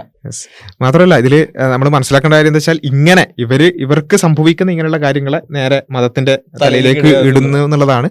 അപ്പോൾ നമ്മൾ പൊതുവിൽ മനസ്സിലാക്കേണ്ടത് വെച്ചാൽ ഇത് ഏത് പ്ലാറ്റ്ഫോമിൽ നിന്നുകൊണ്ടാണെങ്കിലും നമ്മൾ ആശയപരമായി വിമർശിക്കാം. പക്ഷെ അതിനപ്പുറത്തേക്ക് വെറുപ്പ് മാത്രം ചിന്തിക്കുന്ന ആളുകളെ സംബന്ധിച്ചിടത്തോളം അവർ ഏത് സമയത്തും ഇങ്ങനെയുള്ള ഒരു പൊട്ടൻഷ്യൽ ഒരു ഭീകരവാദി ആവാം എന്നുള്ളതാണ്. അപ്പോൾ ഇതിന്റെ അർത്ഥം ഏതെങ്കിലും ഒരു എക്സ് മുസ്ലിം നാളെ മുതൽ കാർ ഓടിച്ചു പോകുന്ന കാണുമ്പോൾ ആരെങ്കിലും പേടിക്കണം എന്ന അർത്ഥത്തിലല്ല, മറിച്ച് ഇങ്ങനെ നിരന്തരമായി വെറുപ്പ് ഉൽപ്പാദിപ്പിക്കുന്ന ഒരാളെ സംബന്ധിച്ചിടത്തോളം അവർ കാറ് ഉപയോഗിച്ച് ഇനിയും ചെയ്തേക്കാം. പക്ഷെ നമ്മൾ പറയേണ്ടത് അവിടെ അവരെ കൺട്രോൾ ചെയ്യാൻ എന്തെങ്കിലും ഒരു ആശയം വേണം, ഇല്ലെങ്കിൽ ഇതാണ് സംഭവിക്കുക എന്നുള്ളതാണ് അതിൽ അൾട്ടിമേറ്റ്ലി പറയാനുള്ളത്. അത് യഥാർത്ഥത്തിൽ അവരുടെ അതേ ആശയം പുലർത്തുന്ന ആളുകൾക്ക് ഇതിലൊരു ബാധ്യത ഉണ്ട് എന്നുള്ളതാണ്, ഇവരെ നിയന്ത്രിക്കാൻ ഉള്ള ഒരു ബാധ്യത. കാരണം അത് എല്ലാവർക്കും ദോഷകരമായിട്ട് അല്ലെങ്കിൽ എല്ലാവരെയും തെറ്റിദ്ധരിപ്പിക്കുന്ന രീതിയിലുള്ള ഒരു പ്രവർത്തനമായിരിക്കും. അവരുടെ ആശയം പുലർത്തുന്ന ആളുകളിൽ പെട്ട എല്ലാവർക്കും ഇത് എല്ലാവരും ഇങ്ങനെയാണ് തെറ്റിദ്ധരിപ്പിച്ചേക്കാവുന്ന രീതിയിലുള്ള ഒരു സംഗതി ആയതുകൊണ്ട് തന്നെ അവർക്കൊരു എക്സ്ട്രാ ബാധ്യത അതിൽ വരുന്നുണ്ട് എന്നുള്ളതാണ് മനസ്സിലാക്കുന്നത്. അതെ. അപ്പോൾ ഏതായാലും അവസാനിപ്പിക്കുമ്പോൾ പൊതുവിൽ പറയാനുള്ള ഒരു കാര്യം എന്താ വെച്ചാൽ ഇപ്പോൾ എന്താണ് സംഭവിച്ചത് എന്നുള്ളത് ഒരു ദിവസം കൊണ്ട് നമുക്ക് ഒരു പൂർണ്ണമായൊരു ചിത്രം കിട്ടിയിരിക്കുകയാണ്. പൂർണ്ണമായൊരു ചിത്രം കിട്ടിയ ഈ ഒരു സമയത്ത് നിങ്ങളൊന്ന് തിരിഞ്ഞു നോക്കുക. അതായത് ഭീകരാക്രമണം നടന്നു, ഏതാനും മണിക്കൂറുകൾക്കുള്ളിൽ നമ്മുടെ എക്സ് ഫീൽഡിൽ, അതുപോലെ തന്നെ ഫേസ്ബുക്ക് ഫീഡിൽ, അതുപോലെ തന്നെ നിങ്ങളൊക്കെ ജസ്റ്റ് നിങ്ങളുടെ വാട്സപ്പ് ഗ്രൂപ്പ് ഒന്ന് ജസ്റ്റ് സ്ക്രോളപ്പ് ചെയ്യുക. എന്നിട്ട് അവിടെയൊക്കെ സംഭവിച്ചത് എന്തായിരുന്നു? മുസ്ലിങ്ങൾ ഇവിടെ പ്രശ്നക്കാരാണ്, ഞങ്ങൾ അന്നേ പറഞ്ഞതല്ലേ പ്രശ്നക്കാരാണെന്ന്, ഇവരെ യൂറോപ്പിലേക്ക് കയറ്റുമ്പോഴേ നമ്മൾ പറഞ്ഞതല്ലേ മുസ്ലിങ്ങൾ എവിടെ പോയാലും ഇങ്ങനെയാണ്, അതിൻ്റെ കാരണം ഖുർആനാണ്, അതിൻ്റെ കാരണം ഹദീസാണ്, മുഹമ്മദ് നബിയുടെ മാതൃകയാണിത് എന്നൊക്കെ പറഞ്ഞുകൊണ്ട് എന്തൊക്കെയാണ് നമ്മുടെ ഫീഡുകളിലൂടെ കടന്നു പോയിട്ടുള്ളത്. ഇപ്പം നിങ്ങളൊന്ന് തിരിഞ്ഞു നോക്കുക. അതായത് ഒരു എക്സ് മുസ്ലിമായ ഇസ്രയേൽ പ്രേമിയായിട്ടുള്ള സയനിസ്റ്റ് ആയിട്ടുള്ള വലതുപക്ഷ എന്ന് വെച്ചാൽ അവിടുത്തെ കാസക്കാരനായിട്ടുള്ള ഒരാൾ ചെയ്ത പ്രവൃത്തിയാണിത്. അത് തന്നെ എന്തിനു വേണ്ടി? എക്സ് മുസ്ലിങ്ങളുടെ സുരക്ഷിതത്വത്തിന് വേണ്ടി. എക്സ് മുസ്ലിങ്ങളെ സുരക്ഷിതത്വത്തിന് ജർമ്മനി കാര്യമായി ചെയ്യുന്നില്ല, അവിടെ ജർമ്മനി ഇസ്ലാമിനെ വളർത്താൻ സഹായിക്കുന്നു എന്നതിൻ്റെ പേരിൽ നടത്തിയൊരു ഭീകരാക്രമണമാണിത്. അതിനെയാണ് ഇവർ ഈ രൂപത്തിലേക്ക്. അപ്പോൾ ഇത് തന്നെ നമുക്ക് ഇത്തരത്തിലുള്ള എല്ലാ തെളിവുകളും അയാളുടെ ട്വിറ്റർ പ്രൊഫൈലിൽ തന്നെ ഉള്ളതുകൊണ്ട് നമുക്കിത് മനസ്സിലായി. അല്ലാന്നുണ്ടെങ്കിൽ ഒരു പക്ഷേ അത്ര ട്രാൻസ്പാരൻ്റ് അല്ലാത്ത ഒരാളാണ് ഇത് ചെയ്തതെന്നുണ്ടെങ്കിൽ ഒരുപക്ഷെ ഇപ്പോഴും ഇതൊരു ഭീകരാക്രമണമാകുമായിരുന്നു, ഒരു ജർമ്മൻ ജിഹാദി ഭീകരാക്രമണമായിരുന്നു. ഇപ്പം ഒരുപക്ഷെ ഈ പറഞ്ഞ അവിടുത്തെ ഈ എക്സ് മുസ്ലിം ചെയ്തതിൻ്റെ കുറ്റം ഇവിടെയുള്ള മുസ്ലിങ്ങൾക്കടക്കം ചാർത്തിക്കൊണ്ട് ഇവിടെയുള്ള എക്സ് മുസ്ലിങ്ങളടക്കം ഇപ്പോൾ ലൈവ് ചെയ്തിരിക്കുമായിരുന്നു. അതെ. ഇപ്പം ആ ലൈവ് നടക്കാത്തതിൻ്റെ കാരണം ഇത് കുറച്ചും കൂടി നമുക്ക് എല്ലാവർക്കും ആക്സസിബിൾ ആയ രൂപത്തിൽ ഇയാളൊരു എക്സ് മുസ്ലിം ഭീകരവാദിയാണ് എന്നുള്ളത് തെളിഞ്ഞത് കൊണ്ട് മാത്രമാണ്. അപ്പം ഇങ്ങനെയാണ് പല കാര്യങ്ങളും അതിൻ്റെ യാഥാർത്ഥ്യം എന്നുള്ളത് മനസ്സിലാക്കുക എന്നുള്ളതാണ്. ഇത് ഞാൻ നേരത്തെ പറഞ്ഞു, ഒറ്റ സംഭവത്തെ ബേസ് ചെയ്തുകൊണ്ടല്ല നമ്മളിത് പറയുന്നത്. കഴിഞ്ഞ വർഷമടക്കം എക്സ് മുസ്ലിം ഭീകരാക്രമണം നടന്നിട്ടുണ്ട്.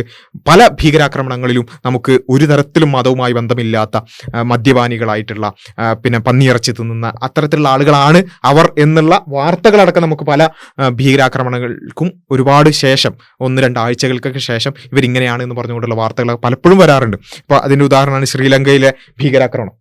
ശ്രീലങ്കയിലെ ഭീകരാക്രമണം നടക്കുന്നു, ഇതേപോലെ തന്നെ 1-2 ദിവസങ്ങൾ ഇവിടെ കൊണ്ടുപിടിച്ച പ്രചാരണമായിരുന്നു. ഇതാ ശ്രീലങ്കയിലെത്തി, ഇന്ത്യൻ്റെ അടുത്തെത്തി, കേരളത്തിൻ്റെ അടുത്തെത്തി, ഇനി അടുത്തത് കേരളമാണ്, അടുത്തത് ഇന്ത്യയാണെന്നൊക്കെ പറഞ്ഞുകൊണ്ട്. അപ്പം കുറച്ച് കഴിഞ്ഞപ്പോഴാണ് പിന്നെ അത് അങ്ങനെ ഒരു സംഭവമേ അല്ല എന്നുള്ളത് ശ്രീലങ്കൻ്റെ പ്രസിഡന്റ് പറയും. ഇപ്പോഴും അത് ഇപ്പം ചില ട്രോളുകളിലൊക്കെ അതെ അതിപ്പോഴും മുസ്ലിങ്ങളുടെ അതെന്നുവെച്ചാൽ അവർക്ക് ഈ സംഭവം അറിഞ്ഞിട്ടില്ല, ഇത് മാഫിയായിട്ട് ബന്ധപ്പെട്ട വളരെ കോമഡി ഒക്കെ ആയിട്ട് അവതരിപ്പിച്ച് മുസ്ലിങ്ങൾ ചെയ്ത് അത് മുസ്ലിങ്ങളുടെ എന്തോ അന്ധവിശ്വാസമാണ്, മുസ്ലിങ്ങൾ ചെയ്തതേ അല്ല. അല്ല ഇതിപ്പോ വിഷയം എന്ന് വെച്ചാൽ കാസ മാത്രം കാണുന്ന ഒരാളെ സംബന്ധിച്ചിടത്തോളം ഇത് മാത്രമേ കണ്ടിട്ടുണ്ടാവുള്ളൂ, ഇത് തിരുത്തിയൊന്നും അല്ല അറിഞ്ഞിട്ടുണ്ടാവും. മിക്കവാറും ഇത് എക്സ് മുസ്ലിം ഭീകരവാദിയാണെന്നുള്ളത് ചിലപ്പോൾ മിക്കവാറും അറിഞ്ഞിട്ടുണ്ടാവില്ല. അവരുടെ വാട്സപ്പ് ഗ്രൂപ്പുകളിൽ ഇത് മിക്കവാറും ഇപ്പോഴും അവർ വിചാരിച്ചില്ല ജർമ്മനിയിലും പൊട്ടിച്ചു ഇസ്ലാമിക ഭീകരവാദികൾ. അപ്പം ശ്രീലങ്കയിൽ പക്ഷെ ഇത് ഒരു തവണയെങ്കിലും ഞാൻ മനസ്സിലാക്കുന്നത് ഈ ഒരു യാഥാർത്ഥ്യം ഒരു തവണയെങ്കിലും മനസ്സിലാക്കിയ ഒരാളെ സംബന്ധിച്ചിടത്തോളം യഥാർത്ഥത്തിൽ ഇത് ഭയങ്കരമായിട്ട് ഒരു അവർക്ക് അവരിൽ തന്നെയുള്ള ആ ഒരു വിശ്വാസം നഷ്ടപ്പെടുത്താനും തിരിച്ച് ചിന്തിക്കാനും ഒക്കെ ഒരു കാരണം. ഒരുപക്ഷെ ചിലപ്പോൾ ഈ ഒരു രീതിയിലായിരിക്കും ഒരുപാട് ആളുകൾക്ക് ഇസ്ലാമിന്റെ സന്ദേശം എത്തുന്നത് എന്നുള്ളതാണ്. അതിന്റെ ശത്രുക്കളിലൂടെ തന്നെ ആയിരിക്കും അവർക്ക് ആ ഒരു ഇൻസ്പിറേഷൻ കിട്ടുന്നത് എന്നുള്ളതാണ്. അതുകൊണ്ട് വീഡിയോ ഷെയർ ചെയ്യുക, സബ്സ്ക്രൈബ് ചെയ്യുക, ലൈക്ക് ചെയ്യുക, കമന്റ് ചെയ്യുക. അപ്പോൾ ഏതായാലും ഇത്തരത്തിലുള്ള കാര്യങ്ങൾ കൂടുതൽ ആളുകളിലേക്ക് എത്തിക്കുക. പലപ്പോഴും നേരത്തെ പറഞ്ഞതുപോലെ ഇപ്പോഴും ആ വാട്സപ്പ് യൂണിവേഴ്സിറ്റിയിലുള്ള കുറേ ആളുകൾക്ക് ഇപ്പോഴും അത് ജർമ്മനിയിൽ നടന്നിട്ടുള്ളത് ജിഹാദി ഭീകരാക്രമണം തന്നെ ആയിട്ട്. അപ്പോൾ അവർക്ക് ഇത്തരം കാര്യങ്ങൾ അറിയിച്ചു കൊടുക്കുക എന്നുള്ളതാണ് പറയാനുള്ളത്. ഇവരൊക്കെ നടത്തിക്കൊണ്ടിരിക്കുന്ന ഈ ആശയപ്രചാരണം, കോട്ട് ആശയപ്രചാരണത്തിന്റെ ഒരു അവസ്ഥ പച്ച വെളിച്ചത്തിൽ നമുക്ക് കാണാൻ പറ്റിയ ഒരു ഉദാഹരണം എന്നുള്ള നിലക്കാണ് ഈ ഒരു സംഭവത്തെ നമ്മൾ എടുത്തിട്ടുള്ളത്. ഇതുപോലെ ഒരുപാടെണ്ണം അല്ലെ മാലവഖ സ്ഫോടനവുമായിട്ട് ബന്ധപ്പെട്ടും ഈവൻ നമ്മുടെ കേരളത്തിൽ നടന്നിട്ടുള്ള താനൂരിൽ നടന്നിട്ടുള്ള ഒരു ബോംബ് സ്ഫോടനം അല്ലെങ്കിൽ ബോംബ് ഉണ്ടാക്കലുമായി ബന്ധപ്പെട്ടുള്ള വാർത്തകളൊക്കെ നമ്മൾ വായിച്ചിട്ടുണ്ടാവും. അതായത് ശ്രീകൃഷ്ണ ജയന്തിക്ക് ആ ഘോഷയാത്രയിൽ പങ്കെടുക്കാനിരുന്ന ആളുകൾക്കെതിരെ എറിയാൻ ഉണ്ടാക്കിയ ബോംബ്, ആ ബോംബ് ഉണ്ടാക്കുന്നതിന്റെ ഇടയിലാണ് എന്ത് ചെയ്യുന്നത്, ആ ബോംബ് പൊട്ടിത്തെറിച്ചുകൊണ്ട് ഫാൾസ് ഫ്ലാഗ് എന്നറിയപ്പെടുന്നത്. അപ്പോൾ ആ ബോംബ് ആ ബോംബ് ഉണ്ടാക്കുമ്പോൾ അത് പ്രശ്നം പറ്റിയിട്ടില്ലായിരുന്നുവെങ്കിൽ ആ ബോംബ് താനൂർ എന്ന് പറയുന്ന മലപ്പുറം ജില്ലയിലുള്ള പ്രദേശത്ത് ശ്രീകൃഷ്ണ ജയന്തി ഘോഷയാത്രയിലേക്ക് എറിയപ്പെടുമായിരുന്നു. അവിടെ കുറച്ചാളുകളെങ്കിലും മരണപ്പെടുമായിരുന്നു. അങ്ങനെ സംഭവിച്ചിരുന്നെങ്കിൽ അത് ഈ പറഞ്ഞ കൈവെട്ട് പോലെ എക്കാലഘട്ടത്തിലും മുസ്ലിങ്ങൾക്കെതിരായിട്ട് പറയാനുള്ള ഒരു ഉദാഹരണം ആവുമായിരുന്നു. പക്ഷേ എന്തോ പടച്ചവന്റെ അനുഗ്രഹം കൊണ്ട് അതിൻ്റെ യാഥാർത്ഥ്യം നമുക്ക് അങ്ങനെ സംഭവിക്കാതെ തന്നെ മനസ്സിലായി. ഇങ്ങനെയാണ് പലപ്പോഴും ഇത്തരം സംഭവങ്ങളുടെ പിന്നാമ്പുറത്തേക്ക് നമ്മൾ പരിശോധിച്ച് നോക്കിയാൽ കാണാൻ പറ്റുന്നത് എന്നുള്ളത് നമ്മൾ മനസ്സിലാക്കുക. അപ്പോൾ വാർത്തകൾ വരുന്നതിന് മുമ്പ് അറ്റ്ലീസ്റ്റ് കുറച്ച് ഒരു 1% എങ്കിലും സ്കെപ്റ്റിക് ആവാൻ ഇത്തരം സംഭവങ്ങൾ പേരിൽ മാത്രം ഇല്ലാതിരിക്കുക. അതായത് നമ്മള് അതൊരു ഭയങ്കര സംഗതി കേട്ടോ. അതായത് നമ്മളിപ്പോ ഇപ്പോൾ ദൈവാസ്തികത്തിന്റെ വിഷയങ്ങൾ ചർച്ച ചെയ്യുമ്പോഴൊക്കെ നമ്മൾ തെളിവ് കൊടുത്തു കഴിഞ്ഞാൽ ഒരു 0.000% ഉണ്ടെങ്കിൽ അത് മതി അവർക്ക് നമ്മൾ പറയുന്ന മൊത്തം നമ്മുടെ ആ ഒരു കൺക്ലൂഷനെ എതിർക്കാനും അല്ലെങ്കിൽ അതിൽ സംശയാലുമാവാനും ഒരു നേരിയ സാധ്യത അതെ. നമ്മൾ 99.9% ഇതാണ് സാധ്യത എന്ന് പറഞ്ഞു കഴിഞ്ഞാൽ പോലും അവർ എന്നാലും ഒരു 0.1% ഉണ്ടോ അത് വെച്ചിട്ട് സംശയാലുക്കളാവുന്ന ആളുകളാണ്. എന്നാൽ ന്യൂസിൽ അതേപോലെ ഇപ്പോൾ പുസ്തകം വിശ്വസിക്കരുത്, പുസ്തകം അപ്പടി വിശ്വസിക്കരുത്, കിതാബ് അപ്പടി വിശ്വസിക്കരുത് എന്ന് പറയുന്ന ആളുകൾ. അപ്പോൾ കിതാബിനെ അവർ വിശ്വസിക്കില്ല. എന്നാൽ പത്രത്തിൽ വന്നു കഴിഞ്ഞാൽ അല്ലെങ്കിൽ ന്യൂസിൽ വന്നു കഴിഞ്ഞാൽ അത് സംശയമില്ലാതെ തൊണ്ട തൊടാതെ. അല്ല, ന്യൂസിൽ വന്നാൽ തൊണ്ട തൊടാതെ വിഴുങ്ങുക എന്ന് പറയുന്നതിലും ഒരു എഡിറ്റിംഗ് ആവശ്യമുണ്ട്. ന്യൂസിൽ മുസ്ലിങ്ങൾക്കെതിരായി വന്നാൽ തൊണ്ട തൊടാതെ. കാരണം എന്താ വെച്ചാൽ ഇപ്പൊ ഈ എക്സ് മുസ്ലിം ഭീകരൻ ഇത് ചെയ്തു, അപ്പൊ അവര് ഭയങ്കര സ്കെപ്റ്റിക്കാണ്. എക്സ് മുസ്ലിം ഭീകരൻ അങ്ങനെ ചെയ്യാൻ കാരണം അയാളുടെ ആ സമയത്തുള്ള മാനസികാവസ്ഥയിലുള്ള എന്തെങ്കിലും പ്രശ്നം കാരണമെങ്കിലാണോ, അല്ലെങ്കിൽ അയാൾക്കുള്ള കുടുംബപരമായ വല്ല ഇഷ്യൂസ് ആണോ, അല്ലെങ്കിൽ അവിടെയുള്ള കാറിന്റെ വല്ല ബ്രേക്ക് പൊട്ടിയതാണോ, ഇങ്ങനെ 1000 പോസിബിലിറ്റീസ്. വ്യക്തിപരമായ കാരണങ്ങളാണോ, അതല്ലെങ്കിൽ ഒറ്റപ്പെട്ട സംഭവമാണോ, ഇങ്ങനെ 1000 പോസിബിലിറ്റീസ്. യഥാർത്ഥത്തിൽ ഇതിൽ കാണുന്നത് എന്താണെന്ന് വെച്ച് കഴിഞ്ഞാൽ ഒരു നേരത്തെ തന്നെ ഒരു വാദം ഉണ്ടാക്കി അവിടെ സെറ്റ് ചെയ്ത് വെച്ചിട്ട് മനസ്സിൽ, എന്നിട്ട് അതിന് അനുകൂലമായിട്ടുള്ള കാര്യങ്ങൾ കിട്ടിയാൽ അതെടുക്കുക, അതിന് എതിരായിട്ട് അത് കൺഫർമേഷൻ ബയാസ് എന്നാണ് നമ്മൾ ഇതിനെ പറയാം. അതായത് അവർക്ക് അവരുടെ മനസ്സ് സെറ്റ് ചെയ്ത സാധനത്തിന് അനുകൂലമായിട്ട് കിട്ടിയാൽ അതിനെ തെളിവായിട്ട് സ്വീകരിക്കും, എന്നിട്ട് അതിനെ സപ്പോർട്ട് ചെയ്യും. എതിരായിട്ട് കിട്ടിയാൽ അത് എന്തെങ്കിലുമൊക്കെ ന്യായം പറഞ്ഞിട്ട് അതിനെ ഒഴിവാക്കുക എന്നുള്ളതാണ്. യെസ്. അപ്പോൾ ഇത് ഇത്തരം കാര്യങ്ങളെല്ലാം വളരെ ക്ലിയറായി മനസ്സിലാക്കാൻ പറ്റുന്ന ഒരു കേസ് സ്റ്റഡിയാണ് നേരത്തെ പറഞ്ഞതുപോലെ ഈ ഒരു സംഭവം എന്നുള്ള നിലക്കാണ് ഇത് ഇത്രയും നേരം വിശദീകരിച്ചിട്ടുള്ളത്. അപ്പോൾ ഈ കാര്യങ്ങൾ ഇസ്ലാമോഫോബിയയിൽ പെട്ടുപോയിട്ടുള്ള അല്ലെങ്കിൽ ഇത്തരം ആളുകളുടെ പ്രചാരണങ്ങളിലൊക്കെ പെട്ടുപോയിട്ടുള്ള ആളുകൾ അവരിലേക്ക് കൂടുതലായി ഇത്തരം ചർച്ചകൾ എത്തിക്കുക എന്നുള്ളതാണ് ഈ ഒരു സമയത്ത് പ്രത്യേകിച്ച് പറയാനുള്ളത്. ഈ വീഡിയോ കൂടുതൽ ആളുകളിലേക്ക് ഷെയർ ചെയ്യുക, ആളുകളിലേക്ക് എത്തിക്കുക. വാട്സപ്പ് യൂണിവേഴ്സിറ്റിയിൽ വെളിച്ചം എന്ത് എന്നറിയാതെ കഴിയുന്ന കുറേ ആളുകളുണ്ട്, അവരിലേക്കൊക്കെ ഇത്തരം കാര്യങ്ങൾ എത്തിക്കുക. വീഡിയോ ലൈക്ക്, അതുപോലെ തന്നെ ഷെയർ, സബ്സ്ക്രൈബ് ഒക്കെ ചെയ്യുക. ഇൻഷാ അല്ലാഹ് മറ്റ് വീഡിയോകളുമായി വീണ്ടും കാണാം. അസ്സലാമു അലൈക്കും വറഹ്മത്തുള്ളാഹി.